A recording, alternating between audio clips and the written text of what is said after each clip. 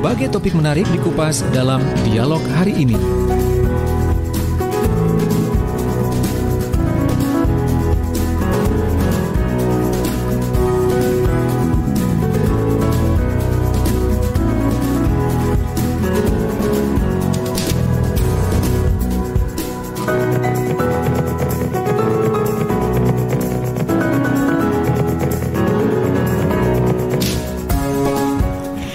Assalamualaikum warahmatullahi wabarakatuh. Selamat sore sahabat Jawa Timur. Apa kabar Anda sore hari ini? Mudah-mudahan selalu diberi kesehatan ya, dan tetap semangat untuk menjalani aktivitas sehari-hari. Ya, saya Tika Amsar sore hari ini kembali hadir untuk menemani Anda di program Erlangga Forum. Program yang diselenggarakan atau dihadirkan oleh Sekolah Pasca Sarjana Universitas Erlangga. Dan tentunya program ini juga disiarkan serentak bersama radio jaringan Lembaga Penyiaran Publik Lokal Jawa Timur yang disiarkan melalui Radio Suara Sidoarjo, yang dipancarluaskan juga disiarkan bersama dengan radio lainnya, yakni Persada Kabupaten Blitar, Mahardika Kota Blitar, Pradia Suara Tuban, Praja Angkasa Trenggalek, RGR Tulungagung, Kanjuruhan Malang, Suara Kota Probolinggo, Wika Mojokerto, Suara Jombang, Suara Sampang, Suara Ngawi, Suara Pacitan, Suara Madiun, Suara Lita Pamekasan, Ersal Nganjuk, Malawapati Bojonegoro, Mahardika Bondowoso, Magetan Indah, Ramapati Kota Pasuruan, dan Remaja Klasik Radio Malang. Sore hari ini sahabat Jawa Timur dan juga sahabat Erlangga Forum, kita juga nanti akan berbincang bersama dengan narasumber kita yang sudah tersambung via Zoom. Tentunya kita akan membahas tentang perempuan dan kepemimpinan transformatif, belajar dari Ibu Wali Kota Mojokerto. Dan sore hari ini nanti kita akan berbincang bersama dengan Ibu Hajah Ika Puspitasari SE, Wali Kota Mojokerto. Juga ada Profesor Dr. Zuhairah Afif binti Abdul Gades, selaku Dekan Faculty of Law Uniza Malaysia, dan tentunya bersama dengan Profesor Badri Munir Sukoco, Direktur Sekolah Pasca Sarjana Universitas Erlangga. Juga nanti akan berbincang dengan kita ada Dr. Prawitra Talib SMH, selaku KPS Kajian Ilmu Kepolisian Sekolah Pasca Sarjana Universitas Erlangga, dan juga tentunya sebagai co-host kita sore hari ini di program Erlangga Forum. Saya mau siapa dulu dong? Prof Panca. Assalamualaikum, selamat sore.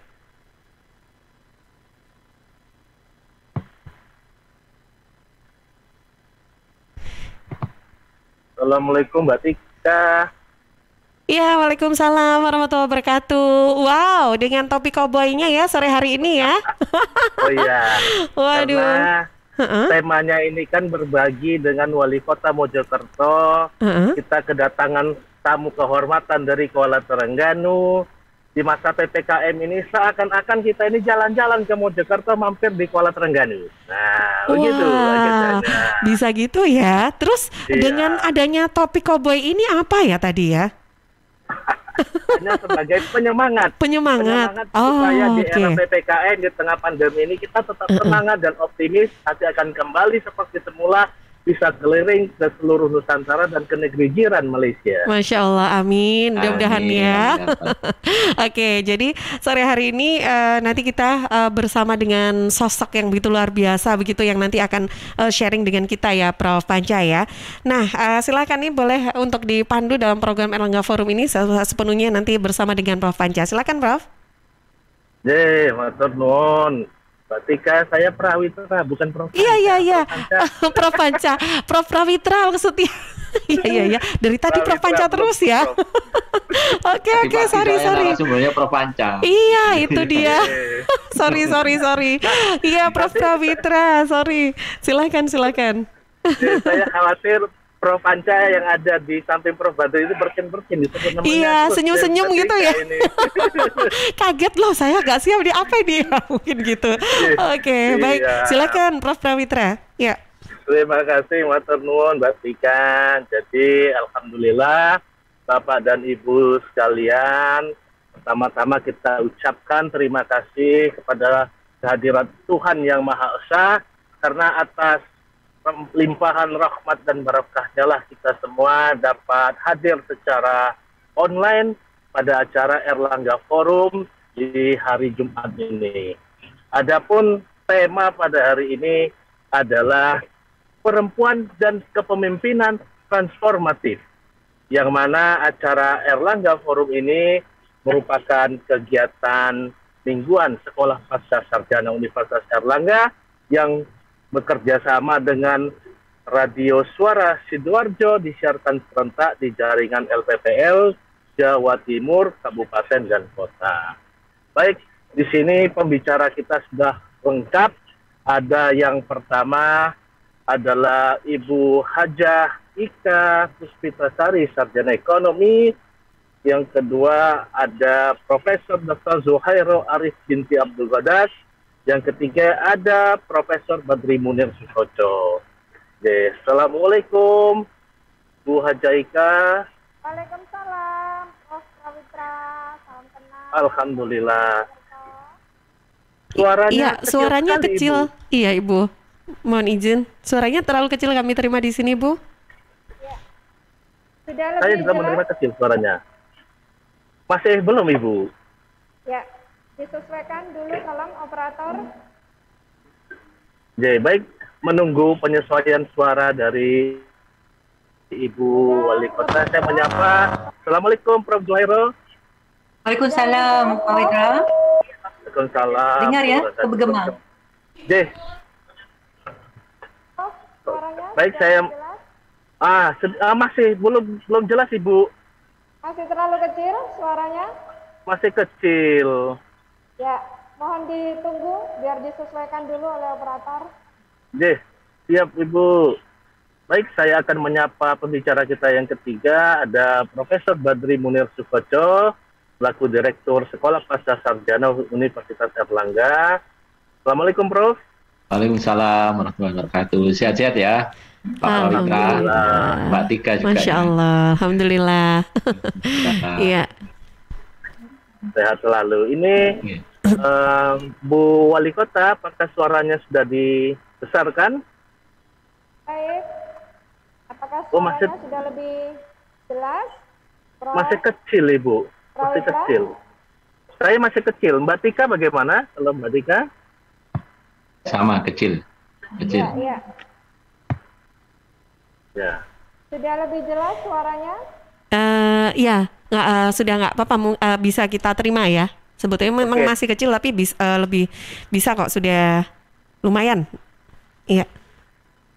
Oke. Kabel aja mungkin.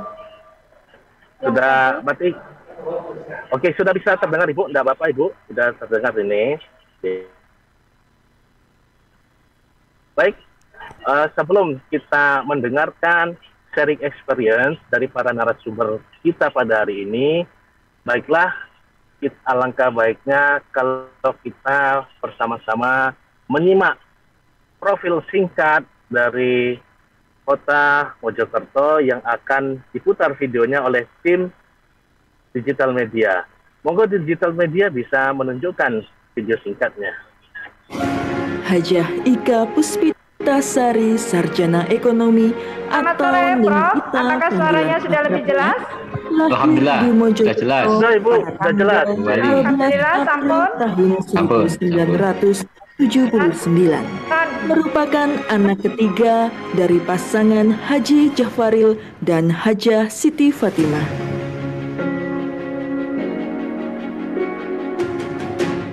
Penanaman disiplin keluarga dan ajaran agama yang baik sejak dini yang menghantarkan pribadi beliau menjadi sosok yang tegas, adil, dan cerdas.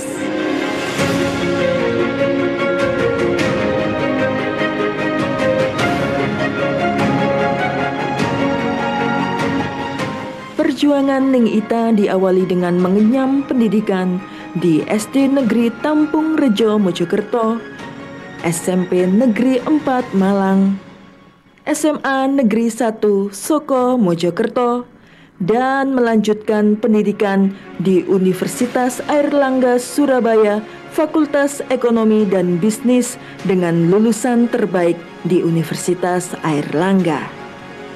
Dalam tingkatan berikutnya, beliau juga aktif dalam organisasi seperti PC Muslimat NU, menduduki jabatan sebagai bendahara dari tahun 2010 sampai dengan sekarang.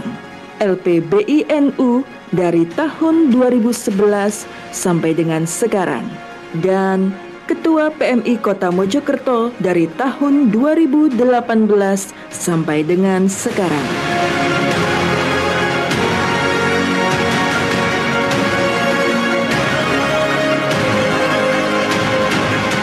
Karena ketekunan dalam setiap apa yang dijalaninya, pada tanggal 10 Desember tahun 2018, Neng Ita bersama Cak Rizal panggilan akrabnya mendapat amanah untuk memimpin Kota Mojokerto. Dalam proses kepemimpinan Neng Ita dan Cak Rizal, banyak sekali perubahan yang telah terjadi di Kota Mojokerto. Mulai dari pembangunan pariwisata, pembangunan pasar, penyediaan sarana dan prasarana kendaraan umum, hingga mendapatkan beragam penghargaan.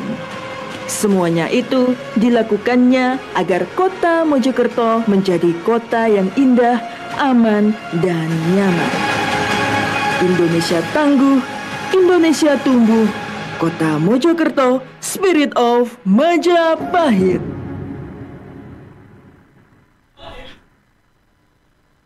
Alhamdulillah, luar biasa. Tepuk tangan dulu untuk masing-masing ini biasanya. Keren sekali videonya. Iya, yang paling sangat mempesona itu adalah pencapaian dari Ibu Wali Kota yang sangat luar biasa. Ditambah lagi statement terakhir, Mojokerto, Spirit of Majapahit. Nah, itu membekas di sanubari saya ini. Ini kepengen langsung main ke Mojokerto ini. Biasanya kalau di sana tuh makan ikan wader kita ya Mbak Tika ya. Ah ya benar-benar. Ya. Ya, baik. Langsung saja kita ke Ibu Hajaika. Ibu Haja bisa mendengar suara saya? Oke, kami bisa mendengar dengan jelas. Alhamdulillah. Suara kami juga bisa didengar dengan jelas ya Prof? Ya, bisa alhamdulillah. terdengar. Ya, alhamdulillah. Jadi Bu Hajaika ini adalah salah satu contoh sosok pemimpin perempuan yang transformatif nih. Ini kalau di Malaysia wali kota itu Datuk Bandar, ini Datuk Bandar perempuan yang transformatif ini, Bu Hajaika ini. Mungkin monggo silakan Bu Haja untuk Bu Wali Kota mempresentasikan materi pada hari ini untuk sharing experience bagi para pendengar suara Sidoarjo dan radio-radio sekitar, serta juga bagi peserta yang hadir di dalam Zoom ini dan juga yang menyaksikan langsung via YouTube Live Sekolah Pasca Sarjana maupun Instagram Live Sekolah Pasca Sarjana UNER. Pada Ibu Ika disilakan. Baik, matur nuwun Prof. Prawitra. Assalamualaikum warahmatullahi wabarakatuh. Salam sehat, salam sejahtera. Waalaikumsalam warahmatullahi wabarakatuh. Kota Mojokerto, Bumi Mojopahit.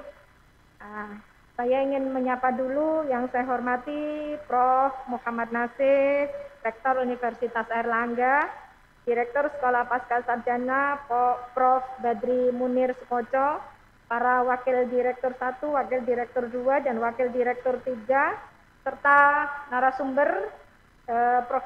Zuhairo Arif binti Abdul Qadas dari Malaysia. Salam kenal juga dari Kota Mojokerto, Bumi Mojopahit, serta Prof. Prawitra selaku pembawa acara pada sore hari ini.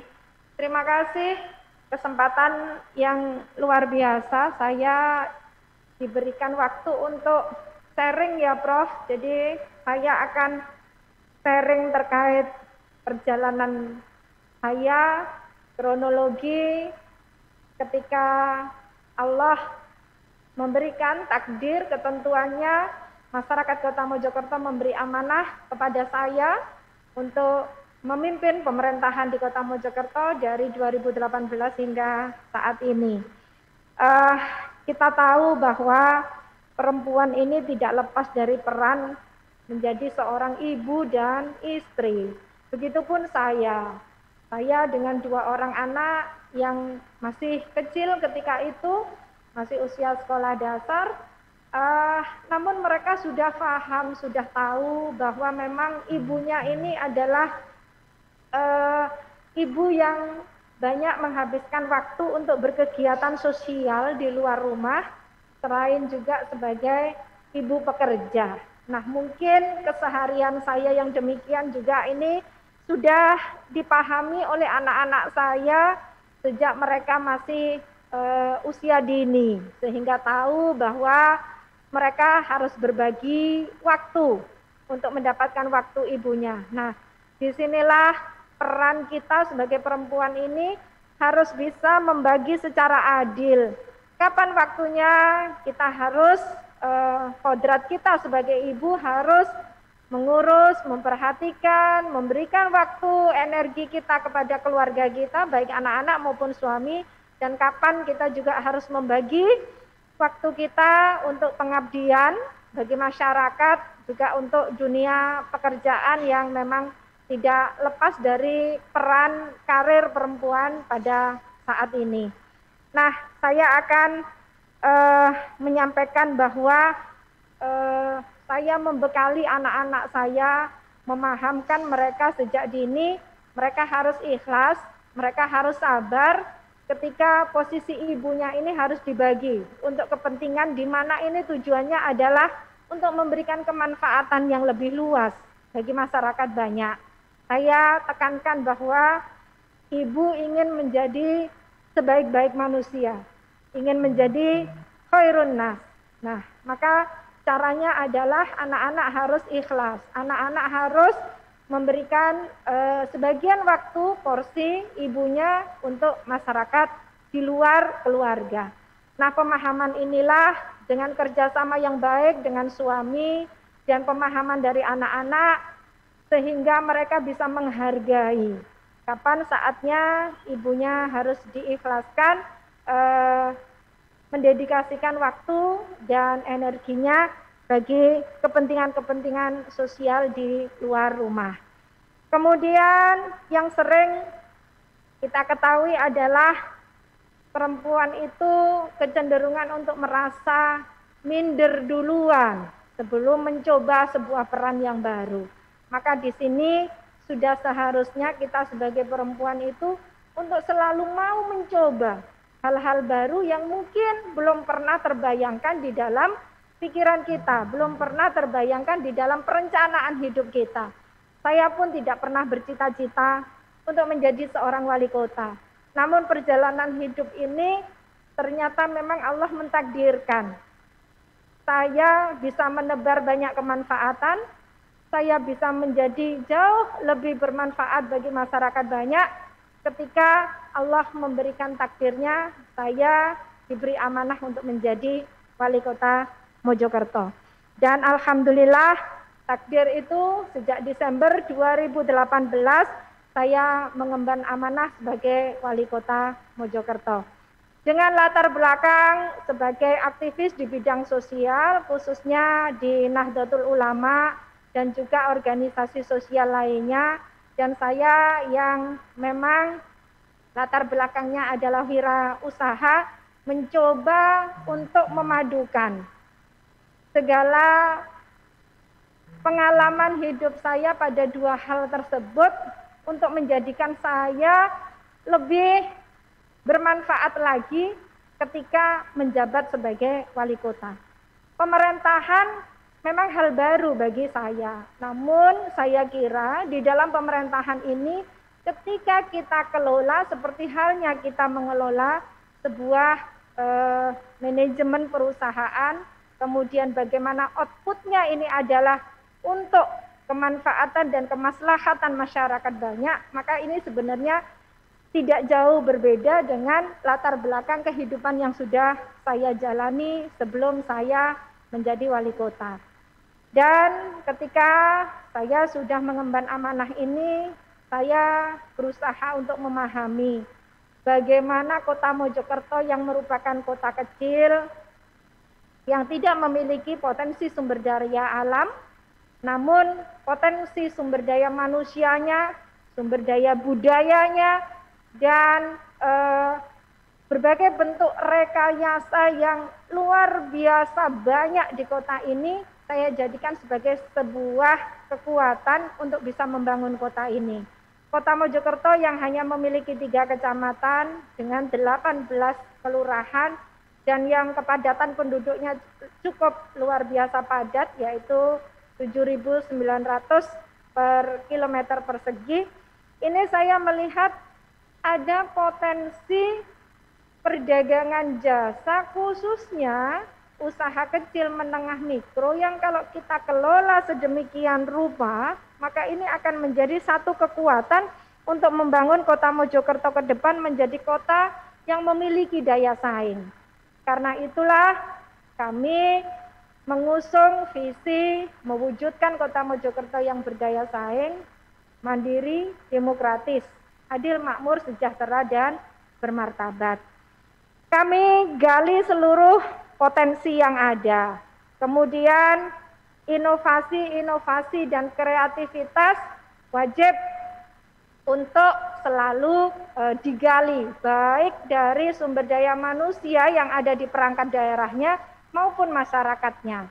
Maka berbagai terobosan dengan melibatkan peran serta secara aktif seluruh komponen masyarakat kami libatkan, muncullah beberapa 1, 2, 3 dan seterusnya penghargaan-penghargaan yang merupakan bagi kami adalah indikator atas capaian program-program yang telah kami laksanakan selama kami mengemban amanah ini.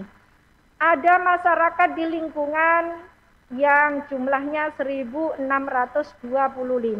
Kami libatkan mereka sebagai kader motivator di lingkungan masing-masing yang ikut mengawasi bagaimana kebersihan lingkungan, bagaimana kesehatan masyarakatnya, bagaimana pengelolaan air bersih, air limbah, dan seterusnya. Di mana ini kami lakukan monitoring dan evaluasi secara berkala di level kelurahan setiap minggu, di level kecamatan setiap bulan, dan di level kota setiap tahun. Dan partisipasi masyarakat ini kemudian kami tuangkan dalam bentuk satu aplikasi, sehingga memudahkan bagi saya untuk memonitor secara langsung bagaimana capaian-capaian kesehatan, kebersihan lingkungan, dan seterusnya yang ada di lingkungan tersebut melalui aplikasi yang bernama Gayatri. Dan aplikasi Gayatri inilah yang mengantarkan saya untuk mendapatkan penghargaan nasional top 45 dari Kemenpan RB pada tahun 2019 yang lalu, tepatnya setelah setahun saya menjabat sebagai wali kota Mojokerto. Kemudian dalam rangka pelibatan masyarakat secara aktif tersebut, kami juga memfasilitasi seluruh UMKM. Ini adalah kekuatan, potensi yang kami miliki, sumber daya yang luar biasa. Kami fasilitasi mereka untuk mendapatkan berbagai jenis pelatihan, di mana pelatihan-pelatihan bagi UMKM ini menghasilkan satu output. Setahun pertama sudah ada kurang lebih 27 produk UMKM kami yang layak untuk masuk di swalayan, yang masuk di mall. Dan kami wajibkan bagi seluruh swalayan-swalayan yang ada di Kota Mojokerto untuk menyediakan satu rak khusus untuk menjual produk-produk UMKM kami. Tahun kedua kami lakukan kembali, dan tahun ketiga kami lakukan kembali. Sekarang sudah ada ratusan produk UMKM Kota Mojokerto yang layak untuk bersanding dengan produk-produk dari perusahaan-perusahaan ternama yang ada di Republik ini. Semua itu kami fasilitasi dengan pendampingan, kami fasilitasi dengan penyediaan sarana prasarana, bantuan permodalan, dan juga sampai dengan penghitungan manajerial, penghitungan HPP, sehingga mereka dalam berusaha ini benar-benar memiliki kemampuan yang memadai dari A sampai dengan Z. Dan kami juga memberikan akses kemudahan, percepatan, pelayanan, perizinan bagi seluruh UKM dan juga perusahaan-perusahaan besar yang akan berinvestasi di Kota Mojokerto. Dan ini dibuktikan di tahun 2019 ada kenaikan investasi yang sangat fantastis di Kota Mojokerto. Di tahun sebelumnya 2018 di kisaran angka 300 miliar, maka di 2019 bisa sampai tembus di atas 1 triliun. Ini karena kemudahan, percepatan dalam mengakses layanan perizinan karena kami memiliki mall pelayanan publik di mana ada 179 jenis layanan yang bisa diakses di satu tempat dan juga bisa diakses secara online. Yang diakses di satu tempat di gedung mall pelayanan publik ini dilayani oleh 42 counter di dalamnya. Kemudian yang selanjutnya kami juga menggali inovasi dari seluruh ASN kita untuk memberikan kemudahan, percepatan bagi seluruh masyarakat Kota Mojokerto yang ingin mengadukan berbagai hal terkait kondisi kotanya, yang ingin menyampaikan saran berbagai hal terkait kondisi kotanya, yang ingin memberikan kritik terhadap seluruh program ataupun regulasi-regulasi dan kebijakan yang dilakukan oleh pemerintah kota maupun wali kotanya. Nah, ini kami membuat sebuah aplikasi yang namanya Curhat Nengita, di mana Curhat Nengita ini terintegrasi dengan span lapor dari Kemenpan RB, dan masyarakat yang melapor, mengadu, menyampaikan saran, kritik melalui Curhat Nengita ini, maka dalam waktu 1 kali 24 jam itu akan direspon secara langsung melalui OPD-OPD sesuai dengan tugas dan fungsinya. Dan apabila ini berhubungan dengan pelayanan fisik, infrastruktur di lapangan, maka 1 kali 1 minggu maksimal itu sudah ditindaklanjuti di lapangan sesuai dengan besar kecilnya atau ringan beratnya aduan yang disampaikan oleh masyarakat. Dan alhamdulillah ini juga mendapatkan apresiasi nasional di dalam penghargaan dari Kemenpan RB. Dan kami juga kami juga melakukan percepatan pelayanan kepada masyarakat yang semuanya berbasis elektronik. Karena SPBE merupakan salah satu prioritas kami, e-government yang menjadi tools dari percepatan pelayanan ini terus kami lakukan secara graduatif dari tahun ke tahun. Maka berbagai pelayanan yang berbasis online dari tahun ke tahun terus progresnya dapat dinikmati dan diakses oleh masyarakat. Karena kami ingin tata kelola pemerintahan di Kota Mojokerto ini semuanya efektif dalam arti cepat diakses, mudah untuk diakses, namun juga transparan dan akuntabel. Sehingga pelayanan publik yang kita berikan kepada masyarakat ini benar-benar pelayanan publik yang berkualitas dan terpercaya. Selanjutnya kami juga menggali potensi yang berhubungan dengan sejarah dan budaya.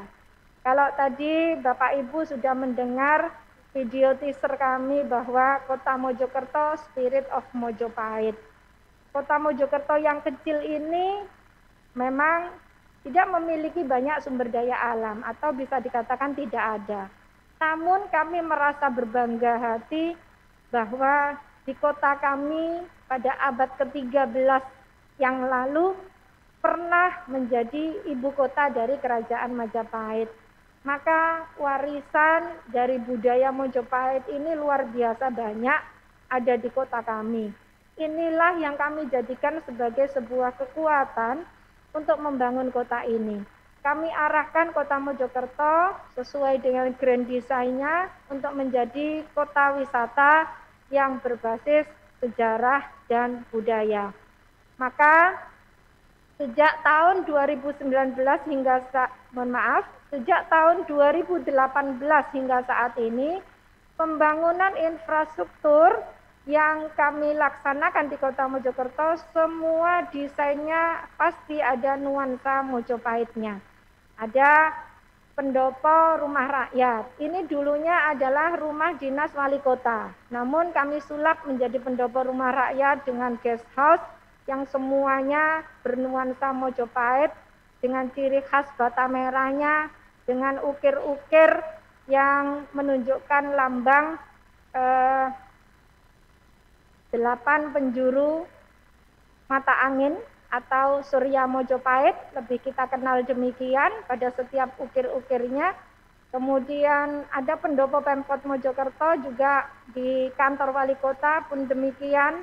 Kemudian di seluruh kantor kelurahan kita bangun gapura Mojopahitnya, dan di alun-alun Kota Mojokerto yang merupakan sentra tempat rekreasi masyarakat, ini juga kita rubah desainnya dengan desain Mojopahit. Bisa terlihat di gambar-gambar ini.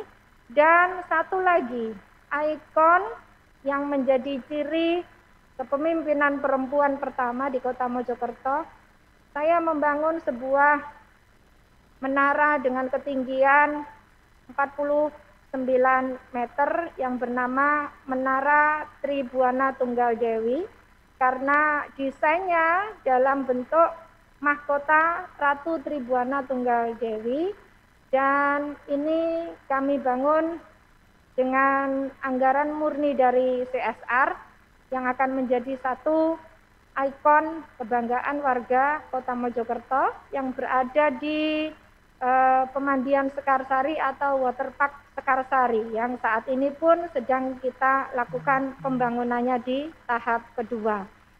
Dan selain pariwisata yang berbasis sejarah dan budaya, kami menggali pula ada satu potensi yang mungkin selama ini terlupakan atau bahkan mungkin tidak dijadikan sebagai sesuatu yang menarik, yaitu keberadaan Posno Kecil atau Insinyur Soekarno, sang proklamator, selama 8,5 tahun tinggal mengenyam pendidikan di Kota Mojokerto. Ada 2 bangunan sekolah di mana tempat Posno Kecil ini mengenyam pendidikan, yaitu di Sekolah Rakyat, sekarang menjadi SD Negeri Purwo Tengah, dan di ELS, European Language School, sekarang menjadi SMP Negeri 2 Kota Mojokerto. 2 bangunan tersebut telah kita tetapkan sebagai bangunan cagar budaya, dan di halaman 2 sekolah tersebut kita bangun patung dari logam, patung berbentuk Soekarno ketika kecil. Nah, ini juga menjadi salah satu destinasi wisata dan menumbuhkan satu kebanggaan bagi orang-orang atau anak yang masih sedang sekolah di sana ataupun orang-orang yang alumni sekolah di 2 tempat tersebut. Karena banyak juga dari mereka yang baru menyadari kalau ternyata sekolah mereka itu dulunya adalah tempat bersekolah Posno Kecil atau Insinyur Soekarno, sang proklamator. Dan selain sarana prasarana infrastruktur untuk menuju kota pariwisata, kami pun menyelenggarakan event-event berdampak, berbagai event seni budaya. Terus kami lakukan setiap tahun, kami memiliki satu kalender event yang diselenggarakan pemerintah Kota Mojokerto. Namun memang dengan adanya pandemi ini, beberapa kegiatan selama pandemi ini sedang berlangsung memang tidak bisa kita laksanakan secara meriah seperti halnya sebelum terjadi pandemi COVID. Namun ini tidak mengurangi semangat kita. Beberapa event budaya pun masih tetap kita laksanakan meskipun penontonnya bisa mengakses secara virtual. Contohnya Mojo Tirto Festival yang dilaksanakan di pinggir Sungai Brantas. Ini pada saat pandemi tetap kita laksanakan meskipun tidak lagi menghadirkan partisipasi masyarakat sebanyak ribuan seperti ketika sebelum pandemi. Kemudian ada event juga yang masih tetap kita laksanakan meskipun pandemi adalah harmonisasi antar pemeluk agama. Jadi ketika Imlek biasanya seluruh pemeluk agama itu menyumbangkan seni dan budayanya masing-masing untuk digelar secara bersama-sama di kelenteng Hoksian Kiong. Karena di Kota Mojokerto ini ada kelenteng yang dibangun sejak 1800 sekian. Nah, ini kelenteng yang sangat tua dan sampai sekarang pun masih aktif digunakan sebagai tempat bersembayang.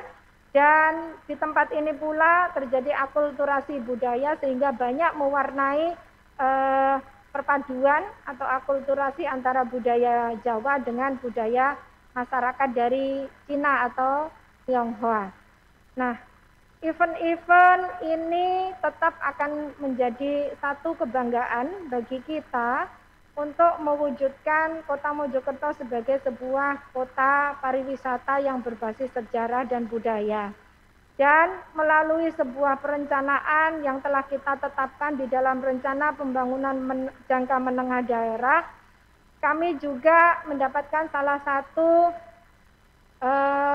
proyek percepatan pembangunan ekonomi kawasan Jawa Timur yang setara dengan proyek strategis nasional pada Perpres 80 tahun 2019, yaitu pembangunan kawasan wisata Kapal Mojopahit. Ada lahan seluas 5,5 hektar milik pemerintah Kota Mojokerto dan lahan BBWS yang ada di bantaran Sungai Ngotok, anak sungai dari Brantas.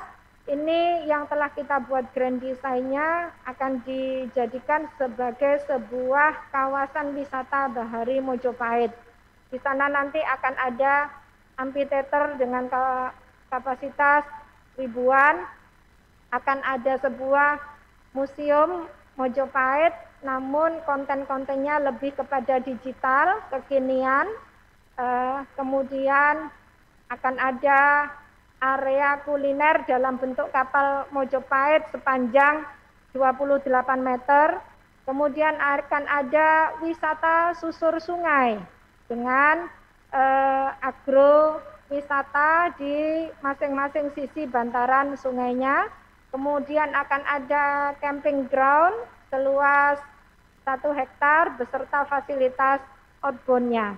Dan ini akan mulai dikerjakan tahap satunya di tahun 2021 ini.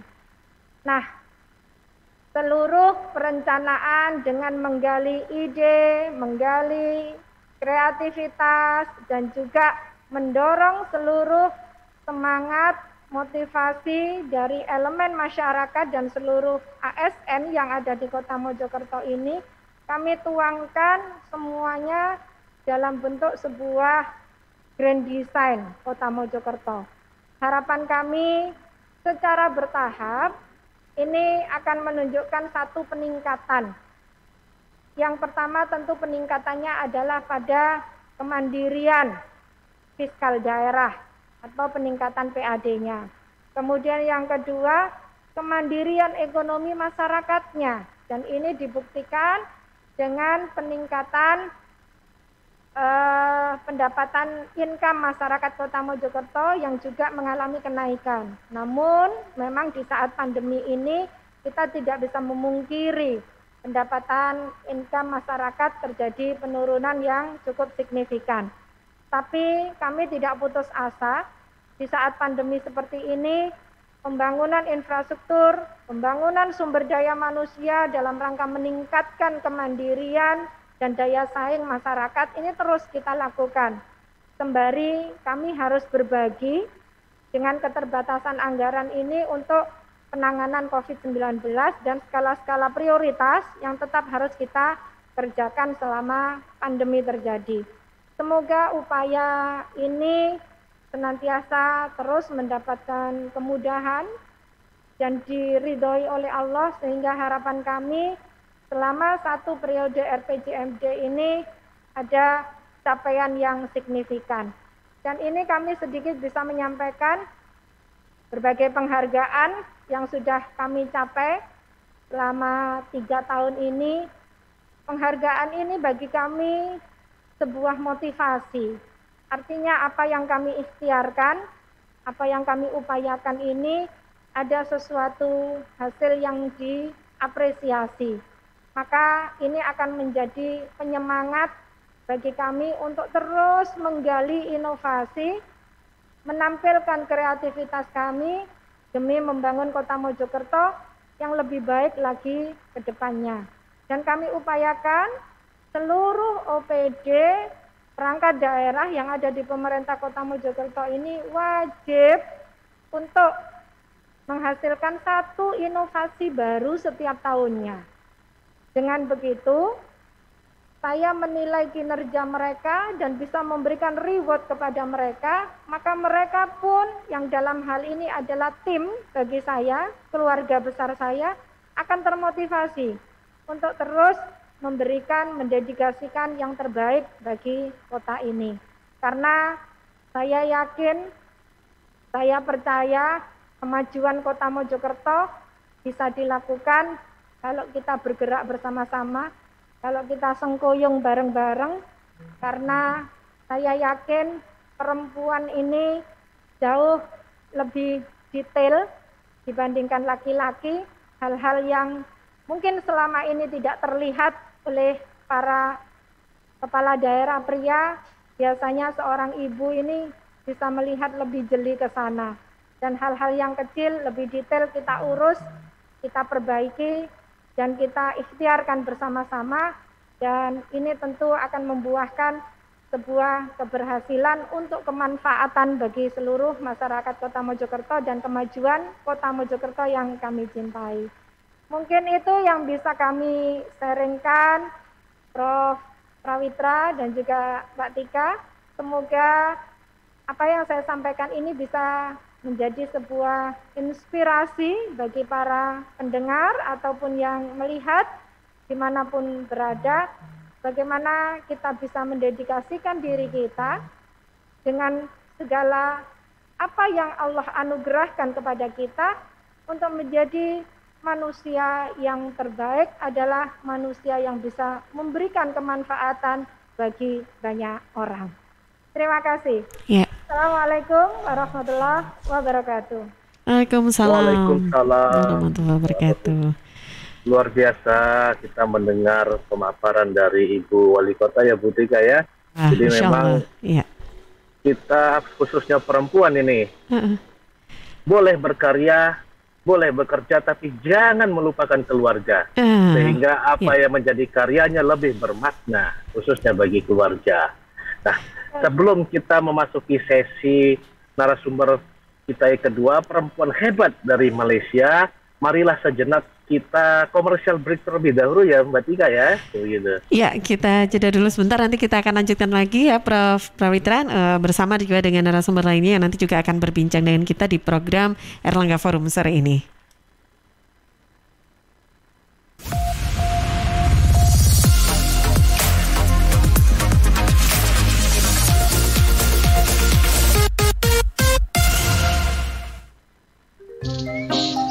Lihat nih Jeng, Cheers punya kemasan baru 230 ml.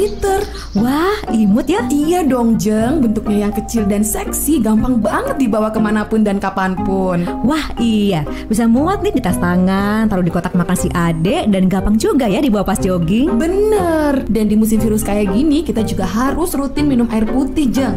Cheers Alkaline ini punya kandungan pH yang tinggi sampai 8,5. Jadi daya tahan tubuh kita lebih terjaga dan melindungi kita dari virus sampai resiko kanker. Nah, buat konsumsi di rumah atau di kantor, ada kemasan galon juga Jeng, yang 20 liter.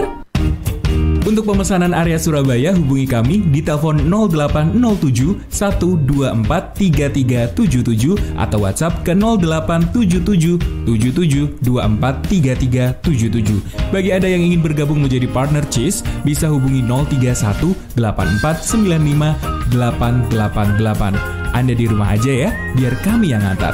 Cheers Alkaline Powered 230 ml, seksi, healthy, easy. Untuk wilayah Sidoarjo dan sekitarnya bisa menghubungi Depo Candi di 0821 4225 6646 0821 4225 6646. Guys, sejak pandemi yang melanda Indonesia tahun lalu, sekarang semua kegiatan jadi serba online nih. Dari mulai meeting kantor, bisnis, presentasi ke klien, pembelajaran dan kuliah, sampai belanja keperluan sehari-hari, apapun deh. Tapi kamu nggak perlu khawatir, ada IndiHome yang bisa melengkapi kebutuhan layanan internet di rumah kamu. Paket yang memberikan layanan internet, TV interaktif, dan juga telepon rumah. Kamu bisa bebas nelpon selama 300 menit, internet cepat hingga 300 Mbps, dan juga akses ratusan channel TV favorit. Selain itu, kalian juga berkesempatan mendapatkan benefit tambahan lainnya. Ayo, segera cek di website www.indihome.co.id atau install aplikasi My IndiHome di App Store atau Play Store. Mendukung setiap langkah bebas karyamu, IndiHome, aktivitas tanpa batas. Wujudkan bersama IndiHome. Sahabat, penularan virus corona bisa dicegah lewat perilaku hidup bersih dan sehat. Cuci tangan pakai sabun di air yang mengalir. Kalau batuk dan bersin, terapkan etika batuk. Kemudian mengkonsumsi makanan yang bergizi dan sudah dimasak sempurna. Rajin olahraga, istirahat yang cukup. Kalau ada gejala demam, batuk, sesak nafas, pernah kontak dengan orang dari negara atau daerah terjangkit, atau dari kunjungan negara atau daerah terjangkit, segera ke pelayanan kesehatan terdekat. Bisa juga hubungi call center kesehatan 119 untuk sambungan cepat 24 jam siaga. Sekali lagi, call center 119 untuk sambungan cepat 24 jam siaga. Dan di 0811 3088 113 untuk sambungan layanan 24 jam kegawat daruratan medis. Sekali lagi di 0811 3088 113 untuk sambungan layanan 24 jam kegawat daruratan medis. Cegah penularan virus corona lewat hidup bersih dan sehat. Iklan layanan masyarakat ini persembahan Dinas Kesehatan Kabupaten Sidoarjo didukung Suara Sidoarjo.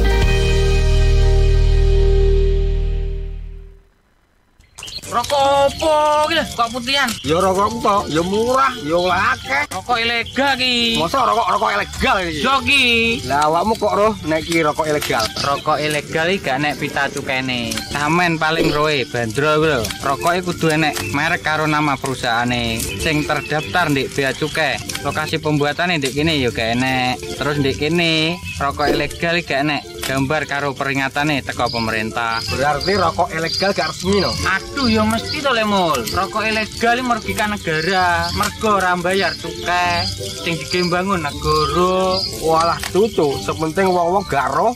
Loh, gak iso le iki. Makane to le, tuku sing pasti-pasti ae. Aja ngawur. Laporkan peredaran rokok ilegal ke kantor bea cukai terdekat atau hubungi nomor 1500 225 1500 225. Iklan layanan masyarakat ini dipersembahkan Bea Cukai Sidoarjo. Ayo, ngewangi bea cukai, berantas rokok ilegal. Bea Cukai Sidoarjo, fokus mengawasi, tulus melayani. Sahabat, seiring bertambahnya usia, tubuh mulai bersifat asam atau asid sehingga mudah terserang penyakit. Segera perbaiki pola makan dan perbanyak asupan alkalin seperti sayur, buah, dan Cheers Alkaline Powered. Cheers Alkaline air minum kesehatan dengan pH tinggi 8,5 yang setara dengan sayur dan buah. Punya 6 manfaat: meningkatkan metabolisme dan daya tahan tubuh terhadap virus, menjadi antioksidan alami pencegah kanker, menjaga kekuatan tulang dan gigi, membantu penyerapan mineral lebih efektif, membantu hati dan ginjal, membuang racun dari tubuh, serta mencegah sakit mah. Info lengkap Cheers hubungi Sutrisno 0821 4225 6646. Cheers Healthy Drinking Water.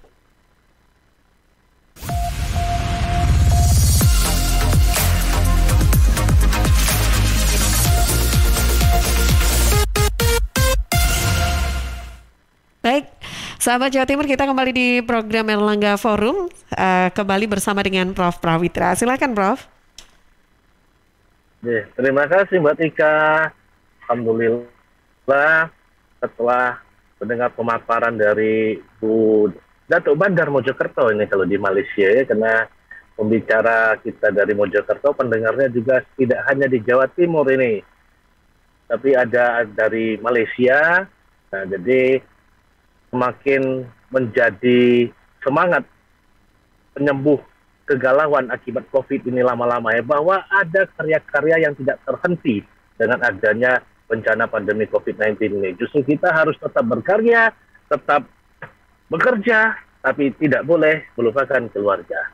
Nah, mungkin tadi setelah apa yang disampaikan oleh Bu Wali Kota, mungkin ada sedikit final statement dari Ibu Wali Kota, kira-kira apa pesan kepada para pemirsa yang juga menyimak acara Erlangga Forum ini.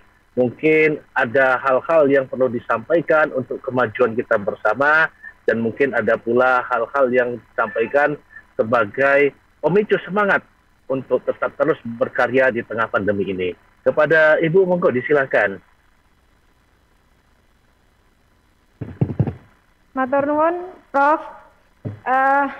Saya ingin berpesan kepada seluruh pemirsa dan masyarakat bahwa pandemi ini memang sebuah ujian bagi kita bersama. Namun di saat ujian ini Allah turunkan kepada kita, kepada umat manusia, maka kita harus mengambil sebuah hikmah atas kejadian pandemi ini yang memang belum pernah terjadi sebelumnya. Bagaimana kita sesuai dengan jabatan kita masing-masing harus terus menggali kreativitas dan inovasi yang kita miliki untuk membuat terobosan-terobosan baru agar kita masih tetap bisa berkarya meskipun pembatasan dan pemberlakuan berbagai aturan baru menjadi sebuah kendala untuk kebebasan kita yang memang tidak seperti ketika sebelum pandemi ini terjadi. Dan pemerintah Kota Mojokerto mampu membuktikan hal tersebut. Dengan keterbatasan berbagai aturan yang telah diterapkan, saya terus menyemangati, memotivasi seluruh potensi yang ada baik di pemerintah kota maupun masyarakat kami tetap mampu berkarya, kami tetap mampu beraktivitas untuk mencapai apa yang telah kami tetapkan di dalam target-target tahunan yang ada di dalam rencana pembangunan jangka menengah daerah kami. Karena pandemi ini bukan sebagai penghalang, tapi jadikan pandemi ini sebagai sebuah motivasi bagi kita untuk menghasilkan kreativitas dan inovasi yang tiada batas dalam membangun bangsa dan negara kita. Demikian, Prof. Prawitra. Terima kasih kepada Bu Wali Kota. Moga kita berikan aplaus yang meriah kepada beliau. Luar biasa, mudah-mudahan itu akan menjadi pemicu semangat bagi kita semua, ya, khususnya bagi yang sedang menjalani isolasi mandiri, yang tetap harus memberi semangat. Karena hati yang gembira itu walaupun bukan obat yang manjur, tapi setidaknya akan meningkatkan imun kita sehingga bisa menghadapi situasi pandemi COVID-19 ini. Baik, terima kasih Ibu Wali Kota atas partisipasinya pada kesempatan ini. Mungkin saya kembalikan kepada Mbak Tika untuk buletin Jatim berikutnya. Ya, baik Prof. Prawitra. Nanti kita juga akan berbincang dengan narasumber lainnya ya tentunya ya Prof. Tapi kita jeda dulu sebentar. Sahabat Erlangga Forum ataupun sahabat Jawa Timur, kita akan ikuti dulu buletin Jawa Timur yang juga disiarkan serentak bersama Radio Jaringan Asosiasi Lembaga Penyiaran Publik Lokal Jawa Timur.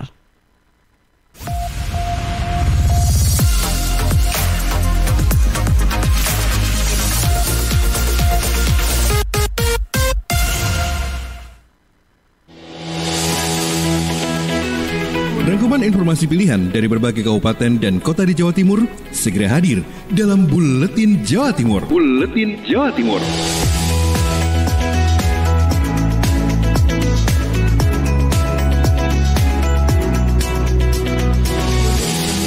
Sahabat, jumpa kembali dengan Buletin Jawa Timur untuk edisi hari ini, Jumat 16 Juli 2021 bersama saya Bram Abidin Amjad. Buletin Jawa Timur hari ini kita buka dengan informasi pertama bersama Surya Muhammad, reporter Mahardika FM Kota Blitar. Tekan penyebaran COVID-19, Pemkot Blitar gencarkan testing dan tracing pada warga. Untuk memaksimalkan pelaksanaan PPKM darurat, pemerintah kota atau Pemkot Blitar menggelar rapat koordinasi atau rakor, analisa dan evaluasi atau ANEV penanganan COVID-19 di ruang Sasana Praja, Pemkot Blitar, Selasa 13 Juli 2021. Santoso, Wali Kota Blitar, saat dikonfirmasi usai ANEV mengatakan pemerintah Kota Blitar sudah mengambil beberapa langkah dalam menangani COVID-19 pada masa pemberlakuan PPKM darurat, di antaranya untuk mengurangi beban masyarakat, pemberian rastrada bagi 9.300-an warga kurang mampu yang harusnya turun Agustus bulan ini sudah didistribusikan. Santoso menambahkan pelaksanaan testing dan tracing ke warga Kota Blitar sudah dilaksanakan dan akan ditingkatkan dengan menambah tenaga relawan. Terkait dengan hal itu, Santoso berharap kecamatan bersama lurah bisa melaksanakan testing di hulu atau RT/RW dan jika ditemukan kasus positif bisa segera dilakukan tracing dan penanganan lebih lanjut. Testing kita ini perlu kita tambah. Untuk menambah itu juga dibutuhkan tenaga. Makanya tadi saya sarankan kalau perlu ya kita buat penambahan tenaga relawan yang bisa membantu memperbanyak jumlah testing sehingga nanti semakin banyak kita melakukan testing semakin dapat diketahui kondisi real di masyarakat itu sampai seberapa jauh masyarakat yang terkena. Setelah itu baru dilakukan pengobatan. Surya Muhammad, Mahardika FM. Dari Kota Blitar kita menuju ke Sampang bersama reporter Mabrur Al-Aziz dari Suara Sampang. Resmi ditutup, Bupati Sampang apresiasi TMMD ke-111, Kodim 0828 Sampang. TNI menunggal membangun desa TMMD ke-111 Kodim 0828 Sampang resmi ditutup oleh Danrem 084 Baskarajaya melalui Kasrem 084 di Aula Pemkab Sampang pada 14 Juli 2021. Turut hadir dalam apel penutupan TMMD 111 Kodim 0828 Sampang diantaranya Kasrem 084 Baskarajaya, Bupati Sampang, Wakil Bupati Sampang, dan Dim 0828 Sampang, Kapolres Sampang, Perwakilan Kajari Sampang, Perwakilan Ketua Pengadilan Negeri dan Sekdakap Sampang. Komandan Satgas TMMD 111 Kodim 0828 Sampang, Letkol Mulya Yasir Kalsum menyampaikan pekerjaan fisik yang telah dilaksanakan selama 21 hari telah selesai 100%, berupa pembangunan embung, rehab berat SDN 2 Beringin dan Rutilahu. Sementara Kasrem 084 Baskarajaya, Kolonel Infantri Erwin Rustiawan mengatakan pelaksanaan TMMD sesuai regulasi yang ada, mulai dari pekerjaan fisik maupun non-fisik telah selesai dengan baik. Menurutnya kehadiran TMMD bisa berdampak pada keberadaan TNI yang selalu pro terhadap masyarakat. Di sisi lain, Bupati Sampang Haji Slamet Junaidi mengapresiasi terlaksananya kegiatan TMMD ke-111 tahun 2021. Kegiatan itu sangat membantu dalam percepatan pembangunan, khususnya di setiap desa di Kabupaten Sampang. Dari Suara Sampang, Mabrur Al-Aziz mengabarkan untuk Buletin Jawa Timur. Bupati Gresik tanggapi sejumlah pengaduan dari pengemudi angkutan online. Berikut laporan selengkapnya bersama Isyatun Haniah dari LPPL Suara Gresik. Sahabat, adanya penyekatan di sejumlah ruas jalan selama PPKM darurat di Gresik membuat sejumlah pengemudi angkutan online mengadu kepada Bupati Gresik. Pandi Ahmad Yani, Bupati Gresik yang mengetahui hal tersebut, mengajak pengemudi online dari 3 perusahaan angkutan online, Grab, Gojek, dan Nucek beraudiensi di ruang rapat Durung Bawean kantor Bupati Gresik, Rabu 14 Juli 2021. Dengan didampingi Kabag Operasional Polres Gresik dan Perwira Seksi Intelijen Kodim 0817 Gresik, serta Kepala Dinas Perhubungan Gresik, Kusiani membuka audiensi dengan mengajak agar bersama-sama mencari solusi atas kebuntuan dari kebijakan tersebut agar dapat terurai bersama. Namun, dari hasil dari audiensi tentang permintaan kelonggaran selama penyekatan tetap tidak dapat terpenuhi dan diberikan solusi dengan cara dicarikan jalan alternatif. Dikarenakan penutupan jalan ditujukan untuk mengurangi aktivitas masyarakat dan akan membuarkan setiap kerumunan. Selain itu, Kusiani juga memberikan pengarahan tentang kendaraan online berplat luar Gresik yang akan tetap diberikan kelonggaran, asal pengemudi dapat menunjukkan KTP, serta kelonggaran lainnya adalah mengantarkan orang sakit agar pengemudi menyampaikan kepada petugas yang ada di lapangan. Saya Isyatun Haniah dari Suara Gresik melaporkan untuk Buletin Jawa Timur. Masih di Buletin Jawa Timur untuk edisi Jumat hari ini, Berikut Dewanta Pramayoga dari Suara Kota Probolinggo. Wali Kota Probolinggo Habib Hadi ingin lansia sebatang kara di Kota Probolinggo terjamin kebutuhan hidupnya. Setelah awal tahun menyerahkan bantuan sosial untuk rumah tidak layak huni, Wali Kota Probolinggo Habib Hadi Zainal Abidin kembali mengunjungi Ibu Hati, warga Kecamatan Kedopok berumur 70 tahun yang hidup sendiri. Kali ini Habib Hadi datang bersama Kepala Dinas Sosial Pemberdayaan Perempuan dan Perlindungan Anak Kota Probolinggo, Re Suwiktio dan Camat Kedopok Imam Cahyadi. Ia menyerahkan bantuan dipan atau tempat tidur kepada Ibu Hati. Setelah turun dari sepeda motor, Wali Kota tanpa ragu turut membantu merangkai tempat tidur dan memasangkan kasur. Nenek yang mengalami permasalahan pendengaran ini langsung mencoba tempat tidur barunya. Sebelumnya, tempat tidur yang ia gunakan adalah alas yang terbuat dari bambu. Selain bantuan bedah rumah dan tempat tidur, Ibu Hati juga masuk sebagai warga yang mendapatkan bantuan rantang sehat untuk kebutuhan makan sehari-hari. Untuk kontrol kesehatan, Wali Kota juga meminta kepada penanggung jawab agar menghubungi 112 untuk bantuan penjemputan dan pemeriksaan kesehatan.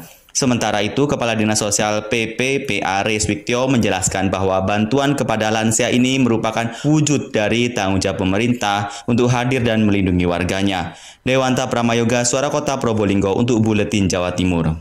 Tuji dari Suara Sidoarjo, naiknya jumlah kasus positif di Jawa Timur karena semakin masifnya testing PCR oleh Satgas COVID-19 Jawa Timur. Dr. Mahyan Jibril, anggota Satgas COVID-19 Jawa Timur mengatakan grafik pasien COVID-19 di Jawa Timur selama beberapa hari terakhir angkanya mengalami peningkatan cukup signifikan. Terkait itu pihaknya menjelaskan, pertama, karena Satgas COVID berkomitmen meningkatkan angka capaian testing atau pemeriksaan sesuai standar WHO yang biasanya testing dilakukan per hari di angka 6 hingga 7.000, namun di masa PPKM darurat ini ditingkatkan hingga 3 kali lipat. Kita memang berkomitmen untuk meningkatkan kapasitas testing sehingga bisa mencapai standar WHO.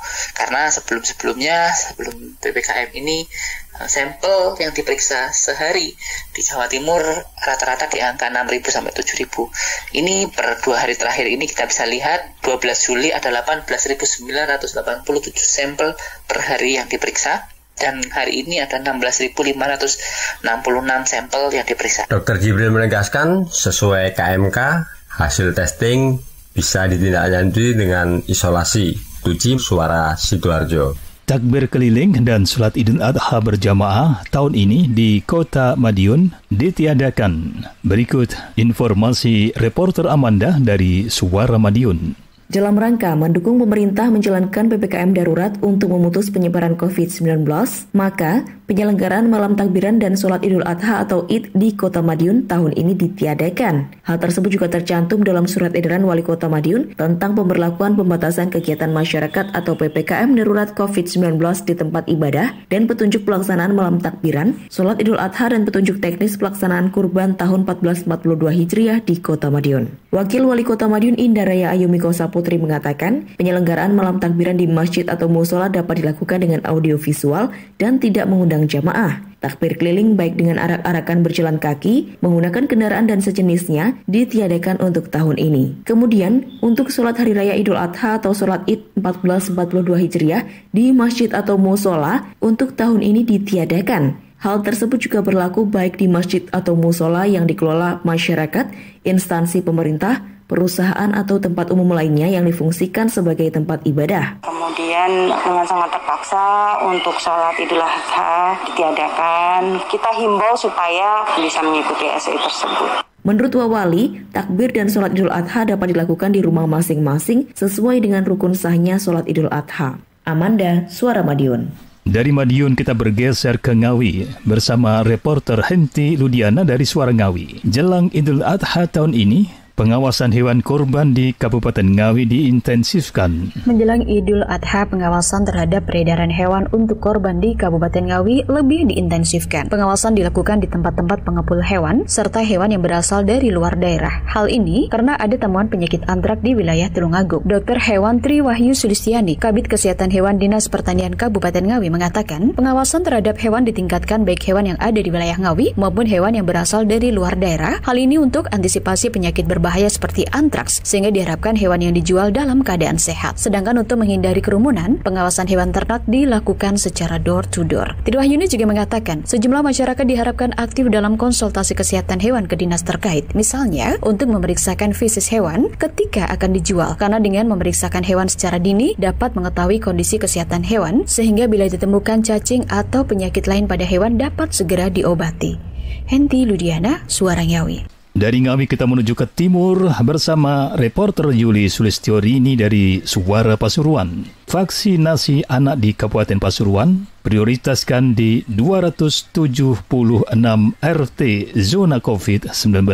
Vaksinasi anak di Kabupaten Pasuruan diperkirakan akan dimulai pekan depan. Dimulainya vaksinasi khusus anak sebagai tindak lanjut surat edaran Kemenkes tentang vaksinasi tahap 3 bagi masyarakat rentan dan masyarakat umum, serta vaksinasi anak usia 12 hingga 17 tahun. Rabu 14 Juli 2021 lalu, Anang Saiful Wijaya, Sekretaris Daerah Kabupaten Pasuruan, melalui Emil Akbar, tim liputan Diskominfo Kabupaten Pasuruan bilang, vaksinasi anak usia 12 hingga 17 tahun di Kabupaten Pasuruan pekan ini belum bisa dilakukan, sebab pemerintah Kabupaten Pasuruan masih menunggu datangnya vaksin dari Dinas Kesehatan Provinsi Jawa Timur. Anang memperkirakan vaksin untuk anak akan datang dalam minggu ini. Rencananya, pelaksanaan vaksinasi anak dilakukan di masing-masing puskesmas, di desa atau kelurahan. Sasarannya, vaksinasi anak akan diprioritaskan di 276 RT yang masuk kategori zona kuning COVID-19.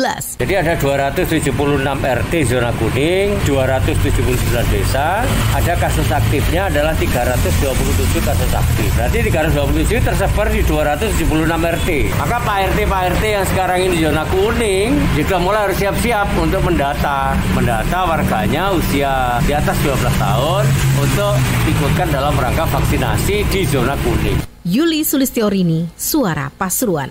Jumlah orang dengan gangguan jiwa di Kabupaten Blitar mencapai ribuan. 19 diantaranya masih terpasung. Reporter Ninda Alivia dari Persada FM Blitar berikut dengan laporannya. PLT Kepala Bidang Pencegahan dan Penularan Penyakit P2P Dinas Kesehatan Kabupaten Blitar Eko Wahyudi mengatakan, berdasarkan data yang dimilikinya jumlah orang dengan gangguan jiwa atau ODGJ mencapai 2.095 orang. Dari ribuan ODGJ itu 19 diantaranya masih terpasung. Jumlah ini masih tetap dengan datanya di awal tahun. Namun ODGJ yang terpasung bertambah dibandingkan tahun 2020 yang hanya 9 orang. Eko menjelaskan untuk ODGJ yang dipasung, Dinkes sudah berupaya mengedukasi kepada anggota keluarganya bersama lintas sektor di tingkat kecamatan ataupun desa agar yang dipasung segera bisa direhabilitasi atau dilepaskan. Nanti pihaknya akan mendampingi dari sisi kesehatannya. Kita sudah berupaya untuk mengedukasi ya kepada anggota keluarganya,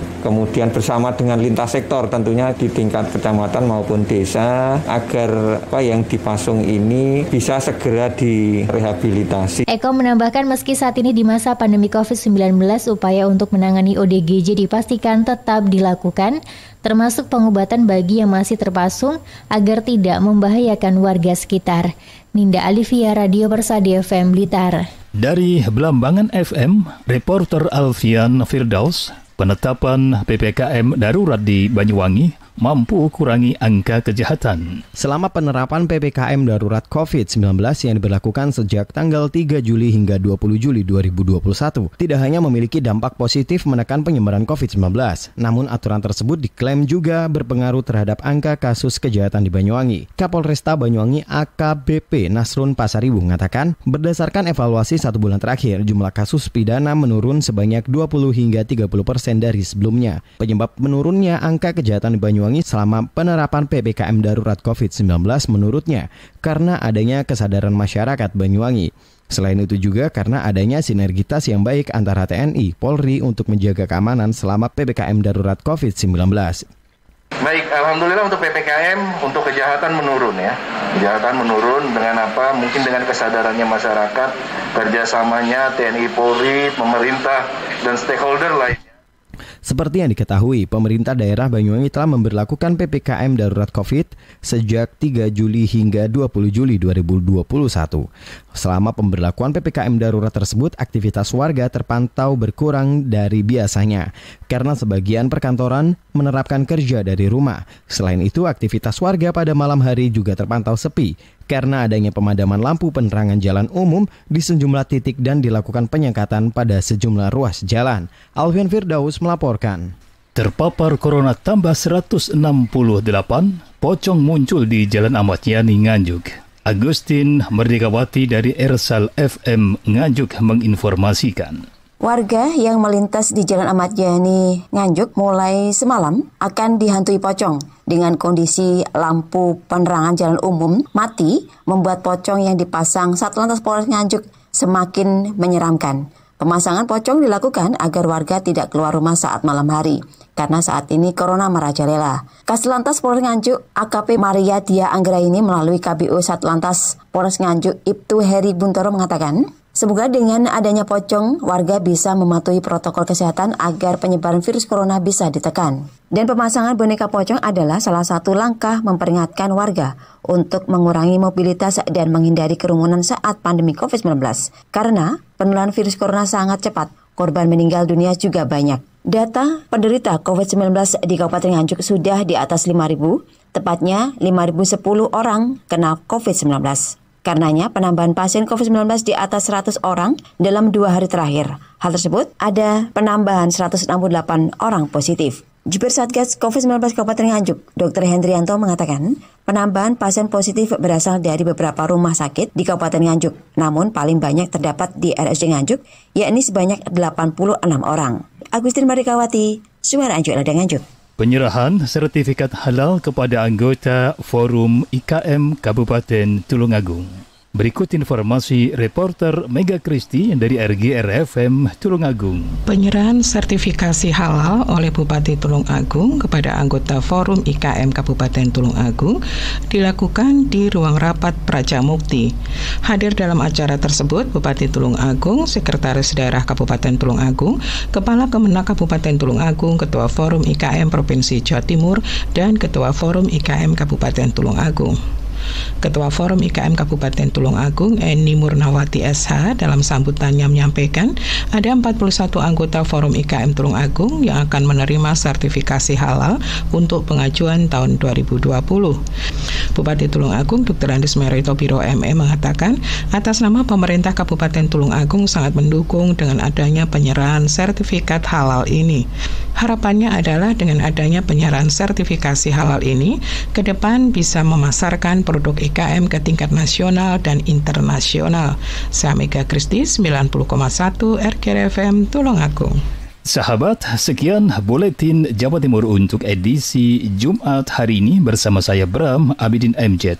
Jangan lupa, terus dengan kesadaran kita laksanakan protokol kesehatan dan berupaya tetap bugar untuk menangkal terus merebaknya pandemi COVID-19 pada saat ini. Sampai jumpa pada Buletin Jawa Timur berikutnya. Salam sehat. Wassalamualaikum warahmatullahi wabarakatuh.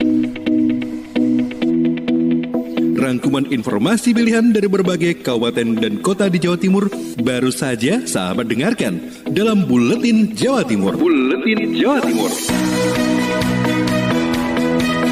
Buletin Jawa Timur bisa sahabat dengarkan Senin sampai Jumat jam 8 pagi dan 4 sore. Disiarkan serentak di Lembaga Penyiaran Publik Lokal Suara Sidoarjo, Persada Kabupaten Blitar, Mardika Kota Blitar, Ralita Pamekasan, Suara Sampang, Suara Kota Probolinggo, Suara Lumajang, Suara Pasuruan, Blambangan Banyuwangi, Wika Mojokerto, Suara Gresik, Pradia, Suara Tuban, Malawapati Bojonegoro, Ersal Nganjuk, Suara Madiun, Suara Ngawi, Suara Pacitan, Praja Angkasa Trenggalek, Magetan Indah, dan RGR Tulungagung. Persembahan dari Asosiasi Lembaga Penyiaran Publik Lokal Jawa Timur.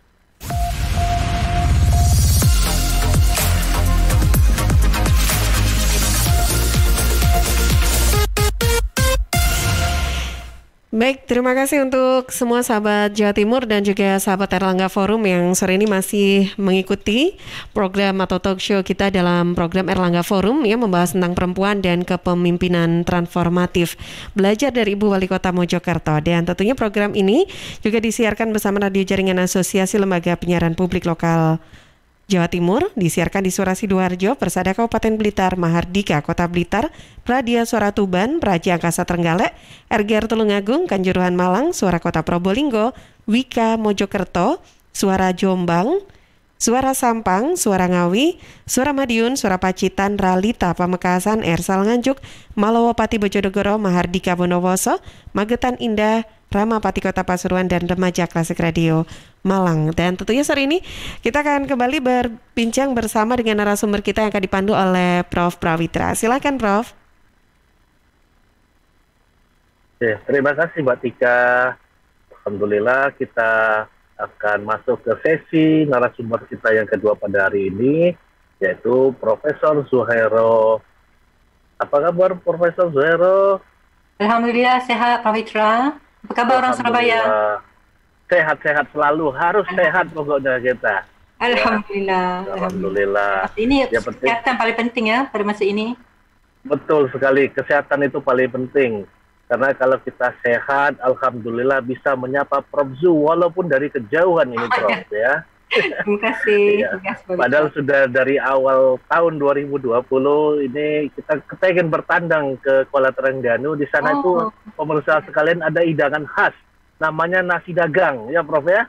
Nah, iya, makanan istimewa Terengganu, ya. Nah, istimewanya ada di Terengganu, nasi dagang namanya. Nanti kalau ada pandemi ini sudah selesai, boleh nanti pemirsa yang berminat untuk bertandang ke Kuala Terengganu menikmati hidangan lokalnya namanya nasi dagang. Baik, secara singkat saya sampaikan profil daripada Prof. Zuhairo ini. Beliau adalah salah satu perempuan yang sangat luar biasa. Ya, jadi Profesor Dr. Zuhairo Arif binti Abdul Qadas ini adalah Dekan Faculty of Law Universitas Sultan Zainal Abidin, Kuala Terengganu, Malaysia. Baik, untuk mempersingkat waktu, silakan Prof untuk sharing experience Prof sebagai salah satu perempuan-perempuan transformatif ya, transformative leadership yang ada di Malaysia. Kepada Prof kami silahkan. Terima kasih Dr. Pawitra. Soundnya okey ya? Bunyinya okey? Okey. Audionya clear ya. Yang saya hormati Profesor Badri Munir Sukocho, itu pengarah ya, Direktur Sekolah Pasca Sarjana Universitas Airlangga, yang saya rasa mungkin Haji Aika sudah tidak ada di sini ya, tapi enggak apa-apa. Yang saya hormati dan sanjungi Haji Aika Puspitasari SE, Wali Kota Mojokerto. Yang saya juga hormati Ibu Atika, pengacara pada petang ini ya. Dan juga yang saya hormati semua pendengar-pendengar pada forum petang ini. Pertama, Assalamualaikum warahmatullahi wabarakatuh dan selamat petang. Di Malaysia kita panggil selamat petang ya. Di Indonesia selamat sore ya. Selamat sore Prof. Ya, di Malaysia ini selamat petang. Jadi sama saja kita satu rumpun ya. Sama saja satu rumpun kita Prof. Ya. Pertama sekali saya ingin mengucapkan ribuan terima kasih kepada Sekolah Pasca Sarjana Universitas Airlangga kerana telah menjemput saya untuk bersama-sama dalam forum yang agak menarik ini. Sangat menarik sebenarnya. Pertama sekali berkaitan dengan tajuknya, iaitu perempuan dan kepimpinan transformatif. Di Malaysia ini kita jarang menggunakan perkataan perempuan kerana itu merujuk kepada jantina ya, gender. Manakala terma yang kita selalu gunakan adalah wanita. Wanita kerana wanita itu menunjukkan kepada formal seorang perempuan. Perempuan itu adalah gender. Ya, manakala dalam penulisannya itu merujuk kepada wanita. Jadi hari ini insya-Allah saya akan membentangkan sedikit pengetahuan bukan tentang diri saya, tapi tentang sistem polisi yang amat penting di Malaysia berkaitan dengan kepimpinan wanita. Tapi sebelum saya meneruskan dengan slide saya Pawitra, sebenarnya saya sangat bersetuju dengan Haji Aika di mana menjadi seorang perempuan ini ataupun wanita ini yang juga bekerja dan juga punya keluarga, prioriti kita adalah kepada keluarga. Saya sangat bersetujulah. Apabila telah kita selesaikan ataupun telah mendapat kebenaran, keizinan daripada keluarga, agak mudah untuk kita menjalankan tugasan-tugasan amanah-amanah yang diberikan Dan selalunya setelah kita berjaya menangani isu-isu ataupun mendapat restu daripada keluarga, barulah kita dapat menjalankan semua tugasan kita dengan cemerlang. InsyaAllah, itu pengalaman saya sendiri lah. Saya sendiri, Pak Fitra sudah tahu kan, saya punya 9 orang anak, Prof. Badri. 9, ya. Kalau Ibu Ika 2 orang ya. Saya punya 9 orang anak, 5 orang menantu dan 3 orang cucu. Ya, sudah ramai.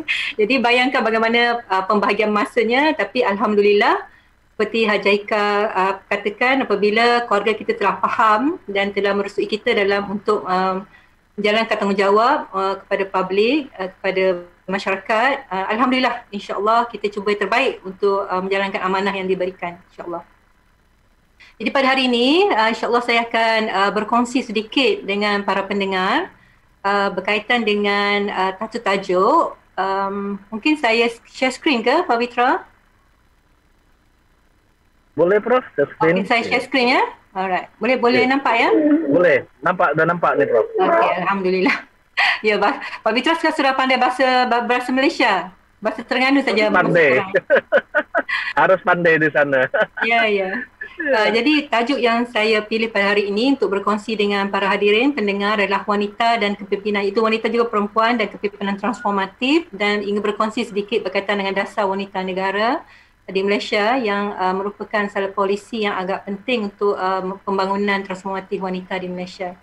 Dan secara amnya, Malaysia seperti negara-negara lain menyokong sepenuhnya 17 matlamat pembangunan mampan, iaitu Sustainability Development Goal, Pertubuhan Bangsa-Bangsa Bersatu, terutama berkaitan matlamat keempat dan kelima yang menyasarkan pendidikan berkualiti dan untuk mencapai kesesamaan jantina melalui pemerkasaan lebih ramai wanita dan juga kanak-kanak perempuan. Menurut laporan Global Gender Gap Report GGGP tahun 2020 yang dikeluarkan oleh Forum Ekonomi Dunia, World Economic Forum, berdasarkan pencapaian pada 153 negara, Malaysia berada pada kedudukan ke-97, iaitu dengan markah sebanyak 64% bagi sektor ekonomi. Pencapaian bagi dalam kategori pendidikan, Malaysia mencapai kedudukan ke-86 dengan markah agak tinggi, itu 99%. Berkaitan aspek kesihatan dan kelangsungan hidup, Malaysia berada pada kedudukan ke-84 dengan markah lebih kurang 97%. Dan manakala penyertaan dan politik, Malaysia berada pada kedudukan ke-117 dengan markah sebanyak 11%. Jadi di sini agak ketara pencapaian yang didapati oleh Malaysia, iaitu dalam sektor ekonomi, pendidikan, manakala dalam sektor kepimpinan itu dalam isu politik. Saya rasa lebih kepimpinan politik itu agak rendah dibandingkan negara-negara lain. In fact, saya rasa agak rendah dalam statement yang saya dapati daripada mantan Timbalan Perdana Menteri Datuk Seri Wan Azizah. Malaysia juga berada agak rendah dibandingkan dengan negara di ASEAN. Jadi ingin berkongsi sedikit sebanyak statistik berkaitan dengan pencapaian empowerment of women dalam certain selected domain dan beberapa domain. Dalam ekonomi seperti yang saya nyatakan tadi, partisipasi wanita agak tinggi jika masih rendah dibandingkan dengan lelaki, tapi agak tinggi, lebih kurang dalam 55.6%. Manakala lelaki merangkumi 80.8% dari sektor labour force ataupun pekerjaan. Dibandingkan dengan earning income ataupun pendapatan yang didapati oleh wanita di Malaysia, agak lebih kurang sama average mean income-nya, iaitu RM39,256 Malaysia, dibandingkan dengan lelaki 39,648. Masih lagi rendah, tapi agak lebih kurang samalah, masih dalam keadaan yang tidak begitu membimbangkan. Manakala jika dilihat dari segi pendidikan, agak wanita sangat cemerlang. Dilihatkan jika lihat daripada data statistik enrollment di sekolah rendah, ya, sekolah rendah sama, iaitu lebih kurang dalam 98%. Tetapi apabila di sekolah menengah, primary level, secondary level, didapati enrollment ataupun pendaftaran pelajar wanita dah tinggi sedikit daripada pelajar lelaki. Jadi ke mana ya, daripada sekolah rendah itu ke mana lelakinya ya? Peria-perianya ke mana? Jadi dapati di sekolah menengahnya, di sekolah upper level sedikit rendah.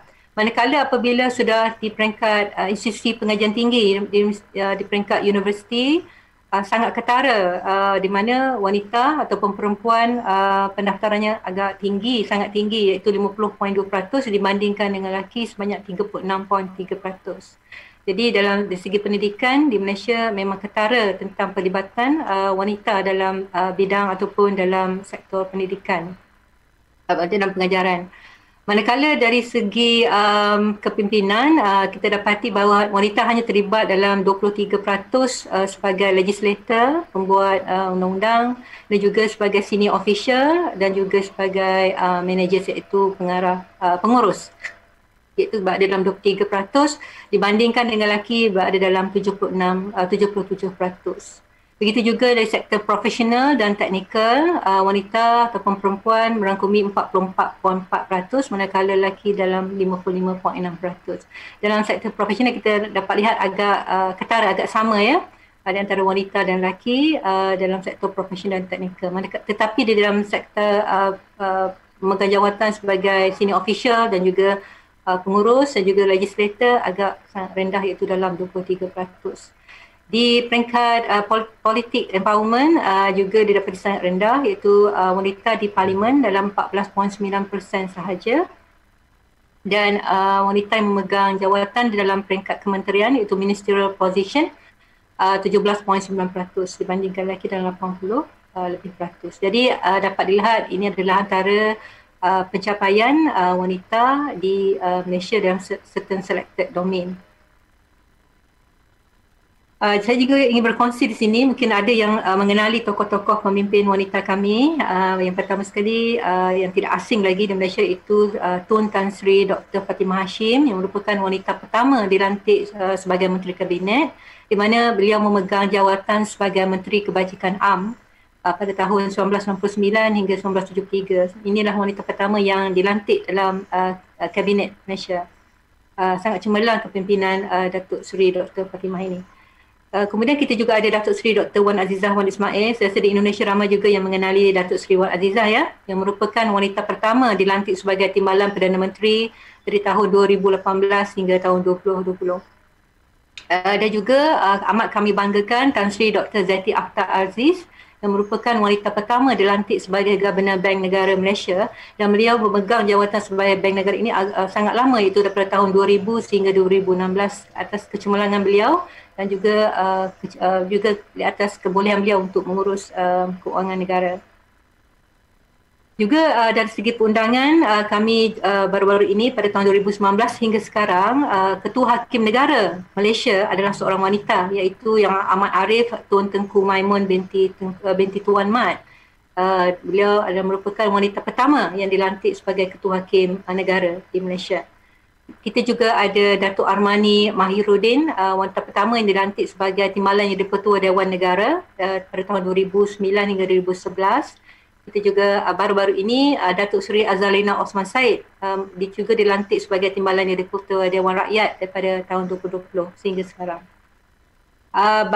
Sebabkan kita ada contoh Ibu Hajah sebagai wali kota, jadi saya juga ingin beri contoh sedikitlah tentang contoh-contoh wali kota kita di Malaysia, wanita ya, kepimpinan wanita. Itu kita ada Datin Baduka Alinah Awah Ahmad Mat, itu wanita pertama dilantik sebagai wali kota, itu Datuk Bandar Mayor Petaling Jaya pada tahun 2012. Kita ada Datuk Maimunah Muhammad Sharif, Datuk Bandar Pulau Pinang, satu negeri yang agak besar dan sangat maju, iaitu beliau dilantik sebagai Datuk Bandar Pulau Pinang pada tahun 2017. Dan baru-baru ini kita dapati Puan Noliza Awang Alif dilantik sebagai Datuk Bandar Kota Kinabalu, juga merupakan satu city ataupun yang sangat besar di Malaysia, di Sabah ya. So ini adalah antara contoh-contoh yang saya ketengahkan untuk para pendengar tentang kepimpinan wanita, walaupun agak sikit tapi kecemerlangannya masih dilihat. Jadi seperti yang dinyatakan dalam laporan juga statistik yang saya kongsikan tadi, di Malaysia pelibatan wanita dalam politik tidak ada sekatan sebenarnya. Semua orang layak untuk bertanding dan wanita digalakkan untuk bergiat aktif dalam politik.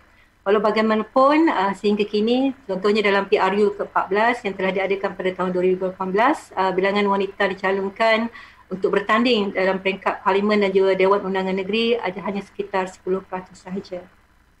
Jadi banyak kajian-kajian telah dijalankan tentang berkaitan kepimpinan wanita dalam politik dan masa kini cuba banyak usaha-usaha yang telah dilakukan untuk meningkatkan lagi penglibatan wanita dalam kepimpinan politik. Dan ingin berkongsi bahawa bilangan calon wanita pada peringkat Parlimen adalah sebanyak 72 orang berbanding 615 orang lelaki, manakala calon wanita peringkat Dewan Undangan Negeri adalah sebanyak 167 orang berbanding 1,479 orang lelaki. Jadi proporsinya agak tidak sama ya, tidak balance di antara lelaki dan perempuan apabila dalam ia dilihat dari partisipasi ataupun kepimpinan calon dalam parti politik. Dan pada masa ini dalam Kabinet Malaysia terdapat 9 wanita sahaja daripada 31 orang menteri ataupun wakil Kabinet, iaitu 5 orang menteri dan 4 timbalan menteri. Dan menurut salah seorang menteri wanita di dalam Kabinet itu Menteri Perumahan dan Kerajaan Tempatan, Malaysia mempunyai kurang pemimpin wanita berbanding dengan Indonesia, Thailand dan Filipina. So satu realisasi yang kami terima dan dalam usaha yang dipergiatkan. Sebab itu saya mahu kongsi sikit tentang dasar wanita negara. Tetapi di Malaysia seperti saya nyatakan tadi, pelibatan wanita dalam institusi pengajian tinggi ataupun dalam pendidikan amat tinggi. Menteri Pengajian Tinggi pada masa ini adalah juga wanita, iaitu Datuk Seri Nur Aini Ahmad. Dan beliau memang menekankan tentang pemerkasaan wanita dan kesesamaan wanita dalam ekosistem pendidikan tinggi. Dan memang jelas dengan data yang ditunjukkan tadi, memang pelibatan wanita dalam pendidikan adalah amat cemerlang. Institusi pengajian tinggi, lebih daripada 55% ahli akademik adalah wanita, iaitu lebih merangkumi 56% adalah ahli akademik wanita, manakala 56% tenaga kerja di institusi pengajian tinggi adalah wanita. Dan juga seperti dinyatakan tadi, pada tahun 2020, seramai 357,000 pelajar wanita mendaftar di institusi pengajian tinggi dan lebih merangkumi 61%, manakala di institusi pengajian swasta lebih kurang 53%, iaitu didominasi oleh pelajar-pelajar wanita. Dan juga dari segi kepimpinan di institusi pengajian tinggi, ramai wanita telah dilantik menjadi rektor, iaitu di Malaysia dipanggil Naib Chancellor atau Rektor. Dan contohnya terbaru adalah Profesor Datuk Wira Dr. Raha Abdul Rahim, yang merupakan Rektor Naib Chancellor Universiti Teknikal Malaysia Melaka, sebuah universiti teknikal yang berkaitan dengan program-program teknikal. Dan kita juga ada Profesor Datuk Dr. Nur Aini Mokhtar yang merupakan Naib Chancellor Universiti Malaysia Terengganu. Di Universiti Islam Antarabangsa juga kita pernah ada Datin Paduka Zaliha pada masa dulu. Jadi ramai sebenarnya wanita-wanita telah dilantik sebagai rektor ataupun Naib Chancellor di Malaysia. Dan kita juga ada timbalan Naib Chancellor yang terbaru adalah Profesor Dr. Nur Saadah Abdul Rahman di Universiti Melaya, Profesor Dr. Rozia Muhammad Janur di Universiti Teknologi Mara, dan Profesor Dr. Suryani Abu Bakar dan Profesor Dr. Marzita Putih di Universiti Pendidikan Sultan Idris. Jadi banyak contoh-contoh menunjukkan bahawa kecemerlangan, walaupun sedikit tapi kecemerlangan mereka agak tinggi. Ya. Di institusi pengajian tinggi memang without no doubt lah, without kesangsian, bahawa pencapaian wanita sangat tinggi dan cemerlang. Tapi walaupun didapati kecemerlangan wanita itu dalam pendidikan tinggi, satu kajian diadakan oleh pakar gender di Malaysia, itu Profesor Madya Dr. Jamaluddin Aziz, dia mendapati bahawa banyak lagi jawatan-jawatan penting di Malaysia yang tidak dipegang oleh wanita dan terdapat jurang yang agak besar di antara lelaki dan wanita. Dan menurut beliau hanya 8 atau 18% daripada 43 jawatan tinggi seperti setiausaha kementerian atau pengarah di dalam kementerian dipegang oleh wanita.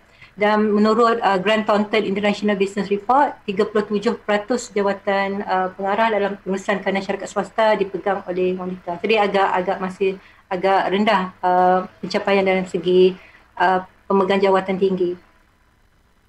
Jadi pada hari ini saya ingin berkongsi sedikit berkaitan dasar negara yang digubal oleh negara untuk membantu meningkatkan kepimpinan transformatif wanita, iaitu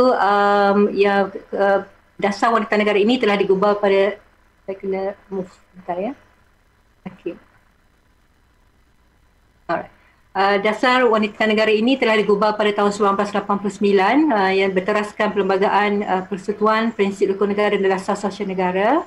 Dan dasar ini mendukung cita-cita untuk mencapai kesaksamaan, typo error, minta maaf, kesaksamaan gender dan juga pembangunan negara yang seimbang dan lestari. Prinsip Dewan Dasar Wanita Negara ini adalah tiada diskriminasi berasaskan gender seperti yang termaktub dalam Perlembagaan Persekutuan, Konvensyen Penghapusan Segala Bentuk Diskriminasi Terhadap Wanita iaitu CEDAW, Konvensyen mengenai Hak Kanak-kanak, Deklarasi dan Pelantikan Beijing, Matlamat Pembangunan Milenium, serta Deklarasi Putrajaya dan Program Tindakan mengenai Pembangunan Wanita dalam negara, iaitu anggota Pergerakan Negara-Negara Berkecuali iaitu 6 Putrajaya. Dan Dasar Wanita Negara ini juga dilengkapi dengan Pelan Tindakan Pembangunan Wanita yang mempericikan tindakan yang perlu diambil oleh agensi kerajaan, pertubuhan bukan kerajaan iaitu NGO, non-government sector, sektor swasta dan masyarakat sivil untuk mencapai objektif dan matlamat dasar wanita negara. Pelan tindakan ini mengenai strategi meliputi 13 sektor iaitu ekonomi, kemiskinan, undang-undang, keganasan terhadap wanita, kesihatan, pendidikan dan latihan sains dan teknologi, pembuat keputusan, mekanisme, jentera dan institut pembangunan wanita, media, alam sekitar, sukan dan kebudayaan, kesenian dan warisan. Inilah 13 sektor yang menjadi pusat ataupun menjadi tumpuan dalam pelan tindakan pembangunan wanita. Dan matlamat dasar wanita negara adalah untuk membangunkan potensi dan mendaya upayakan wanita dari pelbagai lapisan masyarakat dan dalam semua sektor sebagai ejen perubahan kepada masyarakat serta penyumbang kepada pembangunan ekonomi dan sosial negara, menyediakan persekitaran yang kondusif termasuk penggubalan dasar dan perundangan mesra wanita bagi meningkatkan martabat dan kesejahteraan hidup wanita dalam semua aspek termasuk fizikal, ekonomi, sosial, politik, kesihatan, psikologi dan kerohanian, dan juga membudayakan kesamaan gender di kalangan semua lapisan masyarakat dalam semua sektor.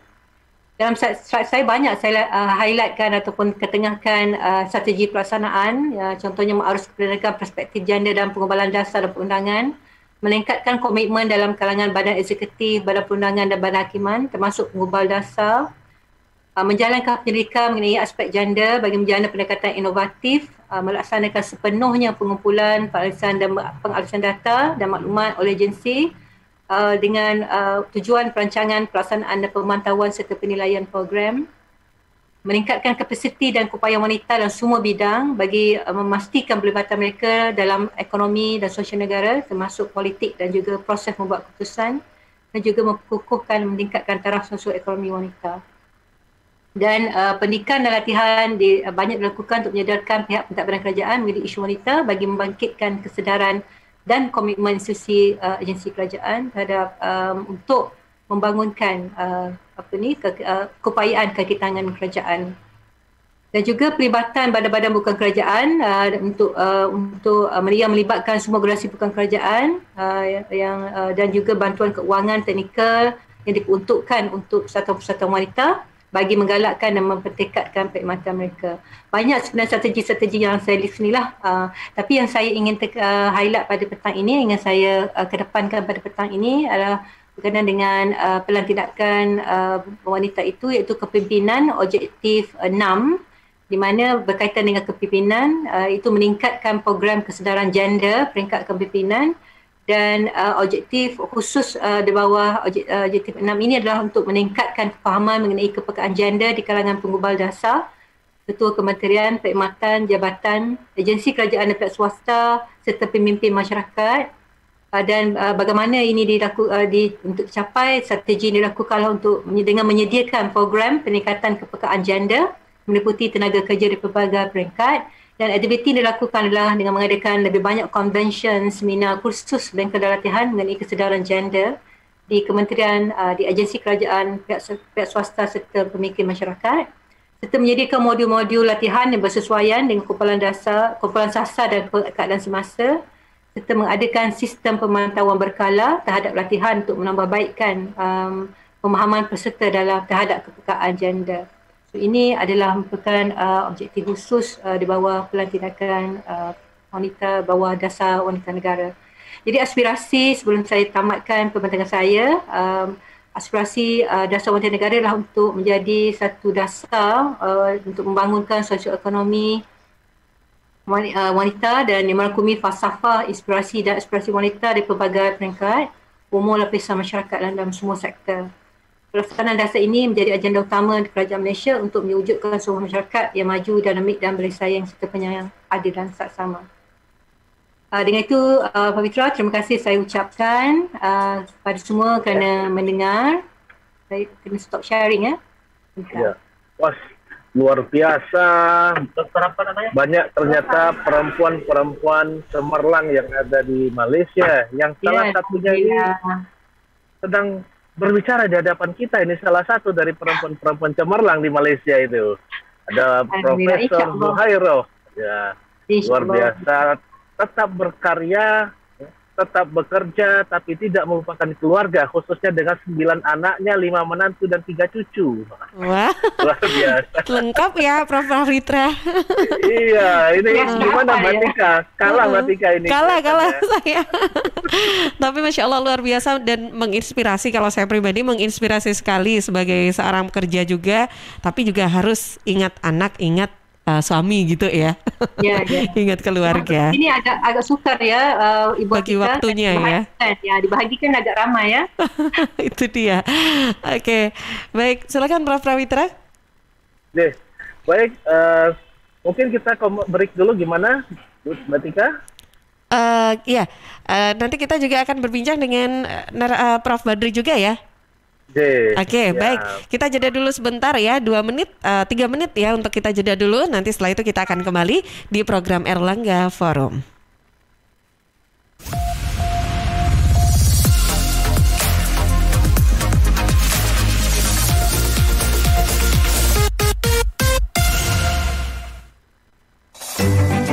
PT Inet Global sejak tahun 2005 bergerak di bidang ICT, Information and Communication Technology, Internet Service Provider atau ISP, web hosting dan domain, fiber optic system, dan satelit atau VSAT, memberikan layanan jasa koneksi internet ke seluruh dunia dengan kecepatan tinggi dan harga yang kompetitif. Juga memberikan solusi dan jasa konsultasi pendistribusian koneksi internet, menyediakan solusi ICT yang komprehensif, terpadu, dan disesuaikan bagi pengguna yang mencakup data infrastruktur, managed service, cloud computing, IT services, serta layanan digital yang fokus untuk memanfaatkan peluang yang mendukung dan menambah nilai pada bisnis utama tiap customer.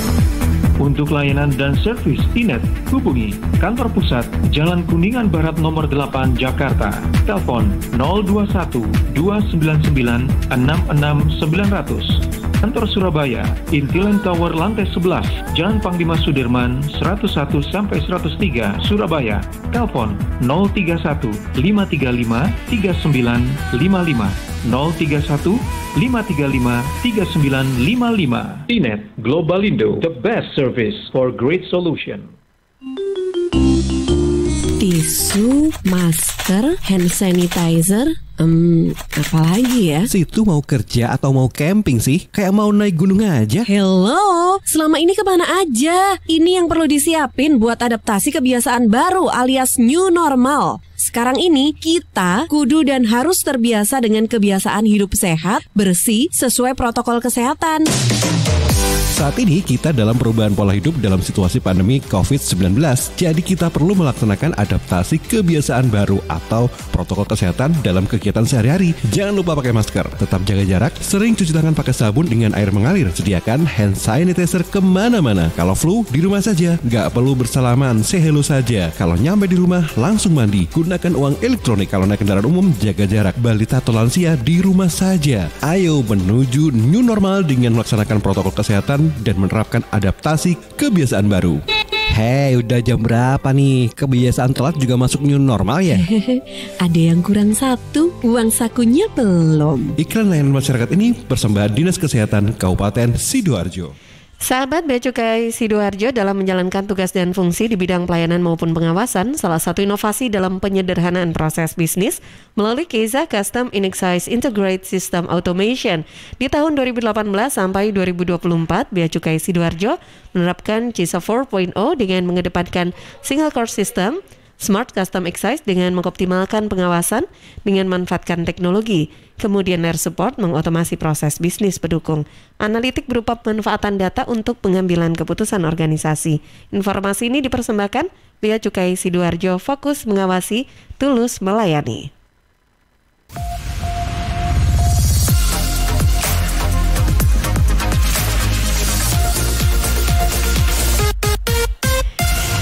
Ya, sahabat perempuan dan kepemimpinan transformatif yang menjadi tema kita sore hari ini di program Erlangga Forum. Di sesi terakhir kembali ke Prof. Prawitra, silakan. Terima kasih Mbak Tika. Sekarang tibalah saatnya narasumber pamungkas kita pada sore hari ini, yaitu Profesor Badri Munir Sukoco. Monggo kepada Prof. Badri. Ini salah satu Prof. Zuhairo informasi. Prof. Badri ini adalah salah satu pelopor tentang kebijakan kepemimpinan transformatif di UNER. Jadi termasuk visi dan misi Sekolah Pasca Sarjana pun juga harus mencetak pemimpin-pemimpin transformatif saat ini. Kepada Prof. Badri, monggo disilakan. Terima kasih Pak Prawitra, Prof. Zuhairo, dan Ibu Wali Kota Bu Ika yang telah menyempatkan waktu untuk bergabung dalam acara Erlangga Forum pada sore ini. Di sela-sela aktivitas yang ada, saya mencoba menyampaikan beberapa hal yang terkait dengan pemimpin perempuan muda dan transformasi daerah. Tentu di Sekolah Pasca ini selain mengundang Bapak Ibu semua, itu juga kami punya Center of Women Empowerment in Law Enforcement. Yang kemarin juga alhamdulillah diliput oleh United States Department of Justice karena memang salah satu sponsor di program ICITA kami. Kemudian terkait dengan pemerintah Kota Mojokerto, mohon izin Ibu Wali Kota gitu. Ini juga sambil menyampaikan apa yang dipaparkan oleh Prof. Zuhairo tadi, meskipun di bidang politik di Malaysia relatif terbatas untuk pembinaan perempuan, tapi di kepemimpinan akademik cukup banyak. Itu menurut saya sangat luar biasa lah. Gitu. Nah, terkait dengan pemerintah Kota Mojokerto ini, kalau kita melihat memang saya mencoba mencermati yang bidang saya aja gitu. Kebetulan satu fakultas dengan Ibu Wali Kota gitu, di Fakultas Ekonomi dulu. Terkait dengan berdaya saing, mandiri, dan sejahtera. Nah, kalau kita melihat juga ada program yang utama yang dilakukan oleh Pak Presiden Jokowi untuk mengantarkan Indonesia menjadi negara maju tahun 2045 dan lepas dari middle income trap. Program strategis yang kelima adalah transformasi ekonomi. Kalau boleh nyampaikan, ini ada transformasi ekonomi struktural yang memang harus dilakukan. Dari analisis sederhana yang saya lakukan di buku terbaru saya, itu ada yang kalau low income sama middle income itu lebih banyak ke agro base, tapi kalau yang high income lebih banyak ke service base. Nah, sektor-sektor jasa yang bisa ditarget oleh Indonesia tadi salah satunya yang disasar oleh Ibu Wali Kota, yaitu terkait dengan pariwisata, dan Malaysia juga melakukan hal yang sama dengan ekoturism. Ada juga kesehatan, pendidikan, dan olahraga. Nah, kalau kita melihat juga ada beberapa contoh sebenarnya bagaimana sebuah kota itu melakukan transformasi dipimpin oleh pemimpin yang transformatif. Misalnya untuk Pittsburgh yang awalnya kota baja jadi kota kesehatan dan pendidikan, atau kota Pineng yang sebelumnya kota penghasil laut, kemudian sekarang jadi kota yang cukup terkenal dengan medical tourism-nya.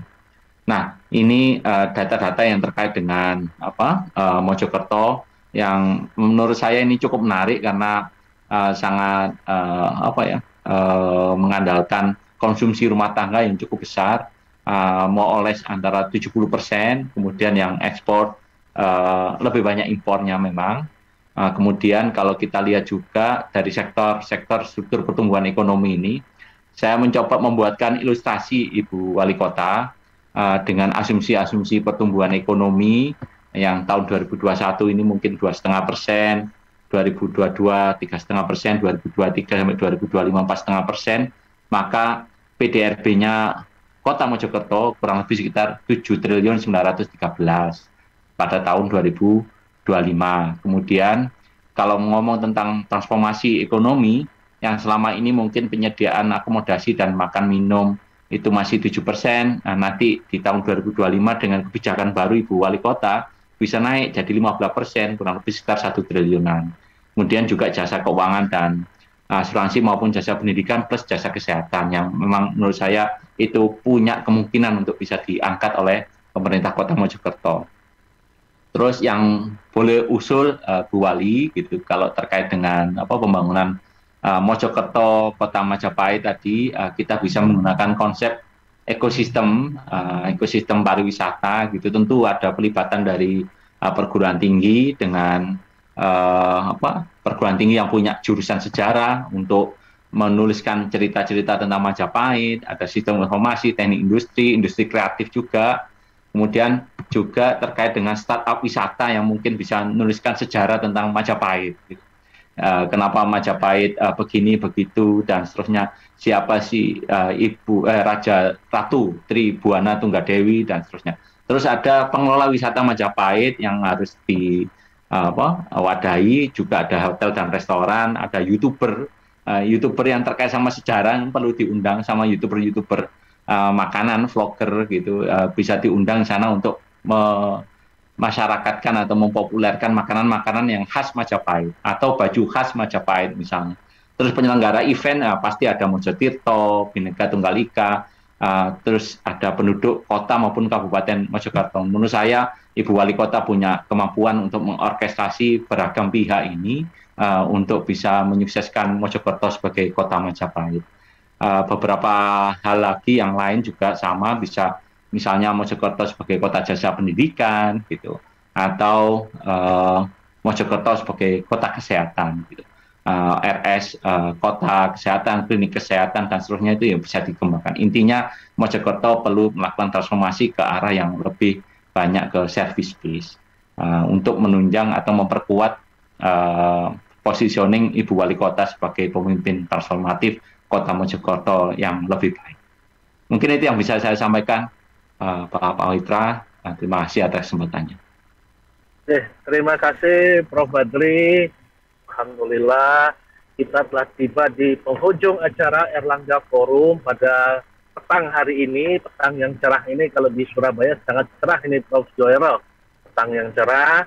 Baik, sebelum kita akhiri ya Mbak Tika ya acara Erlangga Forum ini, mungkin ada baiknya kalau kita mendengar closing statement, sepatah dua patah kata dari Prof. Zuhairo. Silakan Prof. Zuhairo. Terima kasih Dr. Pawitra, terima kasih Profesor Badri, terima kasih juga Ibu Atika kerana semua memberi peluang kepada dua negara yang rapat ini, bersaudara, berjiran ini, bersama lagi walaupun COVID melanda. Saya merasakan bahawa topik hari ini sangat penting, terutama sekali pada pendengar muda ya. Saya melihat ada ramai juga pelajar-pelajar saya dalam forum ini menghadiri. Terima kasih kerana menghadiri forum ini. Kerana contoh yang diberikan oleh Ibu Kota Mojokerto adalah satu contoh yang amat baik di mana dia tidak bergantung kepada janda kita ataupun tidak bergantung sama ada kita wanita ataupun lelaki. Sebenarnya dalam menjalankan amanah itu inovasi dan kepimpinan transformatif itu sangat penting. Kita sebagai pemimpin perlu menganjak ke depan dan juga menjalankan amanah kita dengan terbaik. Jadi dalam hadis riwayat Muslim nombor 3404, di antara yang saya ambil sedikit adalah setiap kalian adalah pemimpin dan bertanggungjawab atas kepimpinannya. Jadi ditekankan siapa saja kita, sama ada kita lelaki ataupun perempuan, bila kita memegang jawatan dan juga kita memimpin, maka kita bertanggungjawab. Jadi saya rasakan sebagai wanita kita kena faham, atau sebagai perempuan kita kena faham prioriti dalam kehidupan kita, dan seperti dinyatakan oleh Ibu Wali Kota tadi sebentar tadi bahawa prioriti kepada keluarga itu perlu dilaksanakan sebaik-baiknya sebelum kita dapat menjalankan amanah yang terbaik untuk masyarakat. Jadi perlu kita fahamkan bahawa kita boleh menjadi pemimpin yang cemerlang dalam kehidupan kita, insya-Allah, setelah kita menjalankan tanggungjawab utama kita, iaitu kepada keluarga, suami dan anak-anak, dan juga kepada ahli keluarga, kerana kita juga ada ibu bapa ya.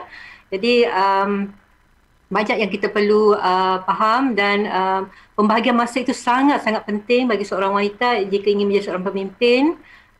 Jadi sebagai orang muda yang bertenaga, kena faham bahawa cita-cita itu sangat tinggi, itu sangat bagus, tapi kita perlu memahami tentang time management, disiplin diri sangat penting, dan juga yang paling penting adalah azam dan juga keinginan untuk menjalankan amanah dengan terbaik kepada masyarakat dan juga kepada keluarga.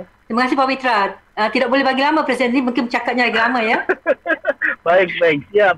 Terima kasih Prof. Zuhairo atas statementnya, mudah-mudahan dapat bermanfaat bagi para pendengar di petang hari ini. Baik, selanjutnya closing statement satu lagi dari Profesor Badri Munir Skoco untuk melengkapi.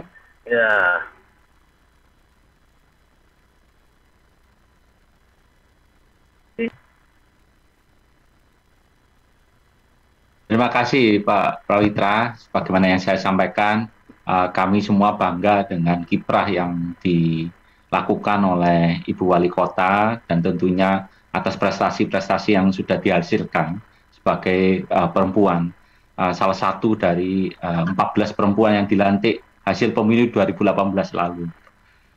Dan kami Universitas Airlangga tentu sangat bangga atas prestasi Ibu, dan semoga konsep-konsep transformasi ekonomi yang tadi kami sampaikan bisa menjadi guidance, bisa brainstorming juga dengan para stakeholder untuk membuat Mojokerto sebagai kota atau ibu kota Majapahit yang mendunia ini benar-benar terwujud di era kepemimpinan Ibu Wali Kota Ika. Terima kasih.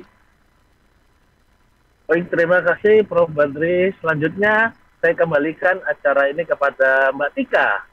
Ya, baik. Terima kasih Pak Prawitra, dan juga terima kasih untuk semua narasumber kita tentunya, Ibu Haja Ika Puspitasari, juga Prof. Zuhaira. Terima kasih.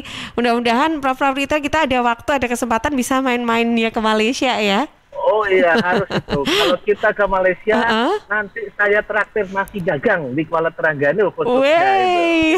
Boleh. Nanti diagendakan ya. Mudah-mudahan pandemi ini segera berakhir di semua negara yang ada ya tentunya ya. Terima kasih juga Prof. Badri untuk waktunya juga sore hari ini. Semoga apa yang sudah kita diskusikan bersama di program Airlangga Forum ini bermanfaat ya. Salam sehat untuk seluruh yang telah mengikuti program Airlangga Forum sore hari ini, baik narasumber maupun seluruh pemirsa, sahabat-sahabat yang sudah menyimak ya. Sampai jumpa untuk semua narasumber kita juga.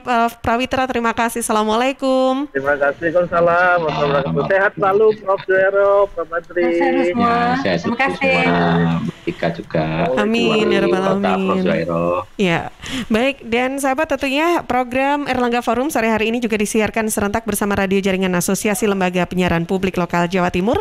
Disiarkan di Suara Sidoarjo, Persada Kabupaten Blitar, Mahardika Kota Blitar, Pradia Suara Tuban, Praja Angkasa Trenggalek, RGR Tulungagung, Kanjuruhan Malang, Suara Kota Probolinggo, Wika Mojokerto, Suara Sampang, Suara Jombang, Suara Ngawi, Suara Madiun, Suara Pacitan, Ralita Pamekasan, Ersal Nganjuk, Malawapati Bojonegoro, Mahardika Bondowoso, Magetan Indah, Ramapati Kota Pasuruan, dan Remaja Klasik Radio Malang. Terima kasih untuk semuanya. Sampai jumpa. Assalamualaikum warahmatullahi wabarakatuh.